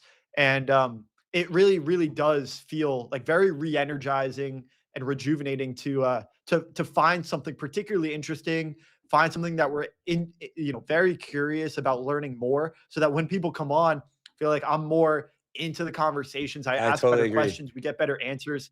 It makes for better content. I mean, it's just like learning, man. And that's it. It's the process of learning publicly is appealing to people. And when you're not learning, it's obvious that you're just kind of not learning. So Frank, we got him up. We'll get him in the back. He's calling in from New York, from the ground. Guy's been covering all of the Wall Street tokenization coverage in the Big Apple. Frank, happy evening. Happy Friday. Mahalo, my friend. Mahalo, brother. Cheers. Aloha, brother. Man, I was opening you up saying I think your alt account might be inverse, bro, but I'm realizing that that's probably going to be too much work for you. You're a busy guy. I mean, I wish I could take the credit for his genius. The other good account is the one that keeps the historical track record of all the copy pasta. I think that's Big Den or something like that. Yeah. Because there's a lot of lore in this industry. You really can't just get into crypto. You need to really dive into the history, right? And the memetics. Frank, we were just talking the memetics. Yes. We were just talking about this pertaining to Monero. And, today it comes out that maybe, there was $250 million hack that really propelled Monero. But the reason I kind of knew there's so much lore there. Like the IRS backdoored this thing. It got 51% attacked. It didn't make any kind of sense why this thing was ballooning the way that it was, because people either weren't looking into like the real privacy aspects of it, or they didn't care. If you're going in deep into something, it makes sense to look into the lore. Totally. I mean, that's part of, when you're thinking about an investment, I think there's fundamentals and memetics. Yeah. And in this industry, memetics are very important, but you can't go too full meme. You don't want to go full meme, because then you have to balance, right? There's certain projects out there, I'm not going to name any names, but that went too far in the meme direction and maybe decided to pull back. Yeah. Frank, are you planning on hosting any Neo Finance happy hours and dinners in New York or what? This Neo Finance thing. I mean, this is incredible. Here's where we are. This is the perfect time for you guys to do this, because we're entering a shift in this industry right now, where for over 4 years, and even before that, you had regulators and the political glitterati doing everything they can or could to hold this space back vis-a-vis choke point 1.0, 2.0. Maybe we're going to see a 3.0. And once the bidding was done on behalf of the banks, and we got a new regime change, new SEC, regulators that understand the potential of this space, now the banks have to do the dirty work themselves. And so we spent half decade fighting the policymakers, and now we've got to take on a new battle, which is that of the banks. And so they know that Neo Finance is coming, and they're gonna and they know it. I mean, if they look at that map, they're gonna shit their pants, because that map shows every single element that crypto wants to take apart within the hollow halls of these banks. And they've had one of the most profitable quarters. Q4 was amazing for the big banks. So you have the banks resting on their laurels, ready to attack. But thankfully, we have a lot of very strong, interesting, powerful bald men on our side in the crypto sphere that's going to give them a run for their proverbial money. But this is what's happening, guys. They don't want to give it up. They want to continue to fleece customers, spend as little as possible to keep them within their coffers. And crypto is the biggest threat that they faced in decades. That's what's happening. And their arguments make no sense. It's almost like, okay, so you're telling me that this industry, hundreds of $billions worth of stable coins, are going to topple a multi-trillion-dollar deposit business? That's your problem, bro. You're telling me that you don't have enough time to figure that out on yourselves? Man, how does that make you feel, Frank? How does the situation It's make just you feel? laziness. It's laziness. It's just so myopic and distorted. A wise man once said, may God have mercy on my enemies. And it finally feels like we have a worthy adversary again. Like we were all singing Kumbaya. It felt like we were going to merge and work with the big banks. And now finally, it feels like we have an adversary where we can compete. And right now that competition is playing out in DC, where crypto banks are talking about, resisting this $6 trillion capital flight out of big banks if stablecoins are allowed to pay on rewards. Do you think this is inevitable, where ultimately they're going to have to bend the knee and innovate themselves? It's just a matter of time. They're building up their research and development teams internally until they are ready to launch stablecoins. Then they're going to open the floodgates. Or do you think, there's a real chance that, if regulation doesn't go through, if the banks get their way, we may never see the outcome of on-chain money like we all are hoping? It's a really good question, and you painted the picture very well. I mean, at the end of the day, they really have no choice. For a long time, they had the benefit of being able to rest on their laurels with the uncertainty of regulation, and sort of, they didn't have to innovate because they could just point to the fact that this wasn't something that the government or the Fed or the Treasury was comfortable with. You think back, rewind the clock to the Libra days, right? When effectively Meta got a call in the middle of the night from US Treasury saying, if you do this, we're going to be very pissed off. And now that environment has changed, they can't just blame regulation and policymakers for not offering this type of stuff for their clients. So they need some other way to preserve the moat. They need more time, because here's the problem with these banks. Every time crypto goes up, every time it has a bull cycle, they bring in all these consultants, all these advisors, Deloitte, KPMG, they get a new head of blockchain. And then once it goes down because something happens, and they're all afraid of getting fired because they don't want, they're afraid of reputational risk, they unravel the entire division. And this has happened time and time again. And so they're back at square one trying to figure out how to build this out. These banks should have built stablecoin rails half a decade ago, but they were too busy going on CNBC and Fox Business saying that Bitcoin was worthless. Now they're getting it. They get it, right? Larry Fink, he gets it. So we don't want to paint a broad stroke and say that, most of Wall Street is just a bunch of, what's the expression, just putting their heads in the sand, so to speak. They see it. And so, of course, these banks are going to want to, preserve their moat. But ultimately, when you think about the ease that stablecoin rails bring, the ease that decentralized lending brings to the consumer experience, it's just inevitable. I mean, it's so much more simple. And the capital markets are rewarding these companies. I mean, obviously, we saw a big boom in the summer, going into Q3, let's call it. The IPOs that went to market during that time, right? It was phenomenal. Circle had a 6x first day trade relative to the price at which they originally wanted to go public. I think figure was up 20 something percent. Bullish was 1.5x. So that sort of kind of the heat kind of fizzled a little bit towards the end there, but it just showed how much demand there was for access to these markets and these capabilities. And it's just the beginning. Yeah, Frank, I can tell you, we have you in a bit of a crash out Friday evening mood, which I'm loving because banks suck and I'm all for it. So but they're good too. They're good too.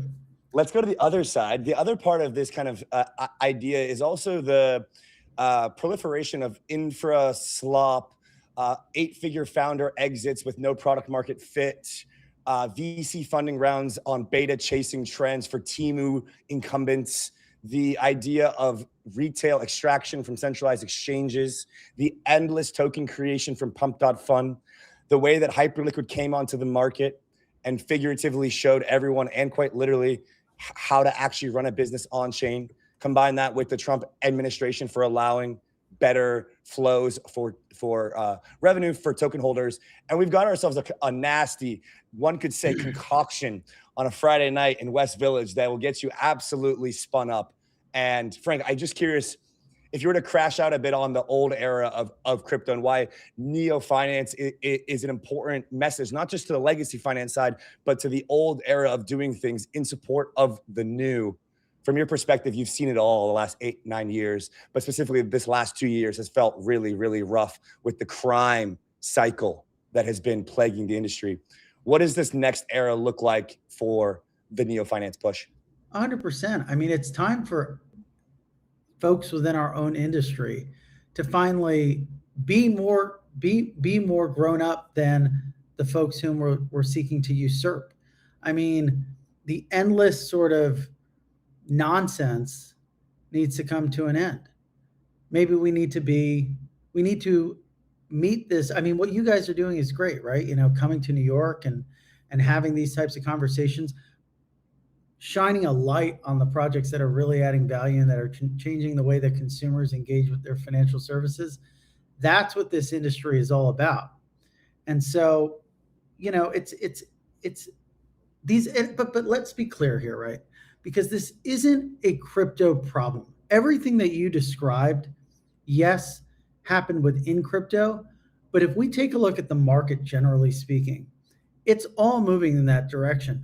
Leverage ETFs have increased by $40 billion in AUM since October, 2x leverage instruments. You look at the number of options trading and stock punting that's going on. This is the move to 24/7 trading. The markets are becoming a casino. They're becoming a gamified casino where all everyone cares about is the thing that's going to help them turn $1 into $3. And so this provides us an opportunity to, yes, okay, yeah, you can point fun at us for DATs and for Melania coin, but how's that any better than what you're doing over there? We're actually changing the way financial services operate. What the hell are you doing? So I think you need to juxtapose it, right? Because it's all part of this same story, which is we are entering a time where people have, because of the affordability crisis and you know, the average age to buy a house is now 42 years old. The average new hire is in their 40s. They need wins. And it's not just crypto that's facilitating that. It's the entire market's running in that direction. And, you know, it's incumbent upon us to keep doing what we're doing, which is shining light on the firms that actually are going to revolutionize financial services. Yeah. I think you painted an incredibly good picture of kind of the two sides here of what the kind of common goal is for this campaign, for this idea of neo finance, also the kind of two parallel track enemies, if you will, but kind of turning it into a more positive sum here. Well, I'm curious, Andy. So what was your wake up call? What sort of made you realize there's too much fakakta in this crypto industry? Man, it started with, and I keep coming back to this. It started with Hyperliquid. Like I bought it day one, saw that thing go on an insane run while a lot of altcoins completely slumbered. That trade saved my entire 2025, like by a long shot. So that was like number one, following the Trump administration, obviously in that same time period where you started to realize like, okay, the rules of the road are going to shift in such a way that the regulatory arbitrage that we've been doing, which is effectively highly inefficient behaviors due to perverse incentives of coming from the highest form of power, has caused this industry to do things kind of like in an inefficient way. So those two things really flip the script. And then you start to really look at like where the activity is in New York. So every trip in New York this past year has felt like it's been like this Wolf of Wall Street's institutional tokenization bull run. And then on crypto Twitter, the sentiment's been really, really bad. In addition to that, a lot of our fund portfolio companies are looking really, really rough right now. And it's part of that kind of category of that lack of product market fit, revenue generating activity, a lot of kind of messy in the middle. They don't really touch the consumers as much, and they're not like the base layer L1 kind of like applications. They're this messy middleware stack. And so it's a combination of these, in addition to just, man, when I entered, like you, it was 2017-ish, I read the book, The Truth Machine. I read, then Chris's book came out, and these like inspired us to have this ethos of the space. And it felt like we lost it, man. It felt like we lost it over the last year or two. I mean, even since the 2021 cycle, but really over the last year or two. So it's just been like this culmination. And then all of a sudden, Rob just comes up with this idea that there's this new category forming about 2 months ago. And he's like, I don't know how to like explain this thing, but it's happening. And so that's a bit of like the lore for us. It's explaining that dichotomy that you described.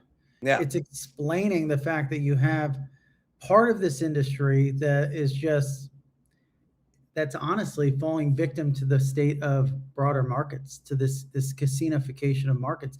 And then this other part of the industry that's actually working to change shit. I agree.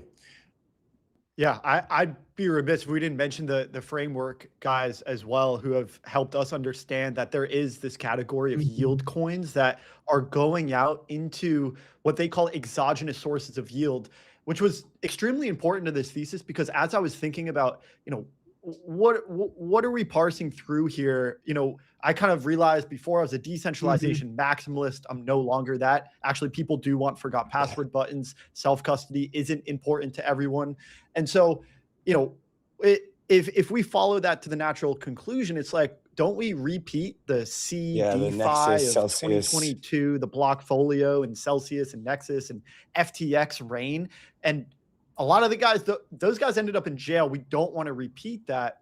And so what the difference between this neo-finance thesis and what happened back then is, back then, all of the yield sources that were paying, Celsius's 8, 9, 10% and Terra Luna's, 10% on Anchor, it was all intrinsic sources of yield. It was all emissions. It was all new inflation. None of it was sustainable. The neo-finance yield coin thesis is going out into exogenous sources of yield. For two great examples of this are USD AI going and giving credit to AI GPU companies and then passing interest and yield back to token holders. Another one is Daylight, real solar power energy company, going and lending credit to real energy companies in that space, bringing and driving real revenue and real interest, and then passing that revenue back in the form of yield to token holders. And so it's not intrinsic and spinning this hypothecation spring so tight that it breaks. It's actually going and doing this credit sourcing in a much healthier, sustainable way. And these things are going to blend together. I mean, there's countless examples, right, of, the Coinbase, through Coinbase, leveraging Morpho, and, a lot of HELOC loans that are offered from traditional banks are actually powered by something like Figure, which does on-chain home equity line of credit loans.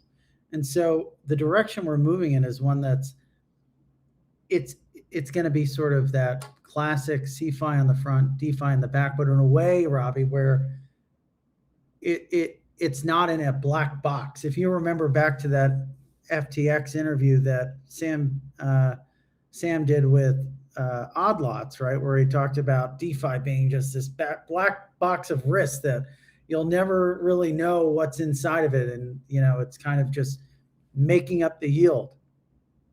We need to know where the yield's coming from. I think that's a big part of it, Frank. Frank, just closing here, man. Your podcast has been epic lately. You had Robert Leshner on, you had Tom Lee.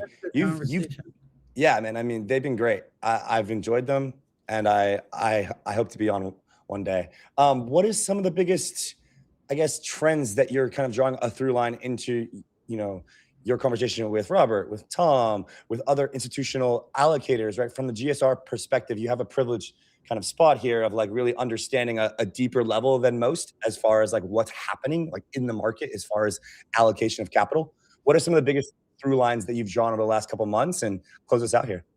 Yeah, it's a really good point. I mean, I would say like the biggest theme of Q4 was just the fatigue of retail. And I think it's because they got caught up in a lot of the things that you described, whether it's anything from Melania coin to DATs to just chasing that yield.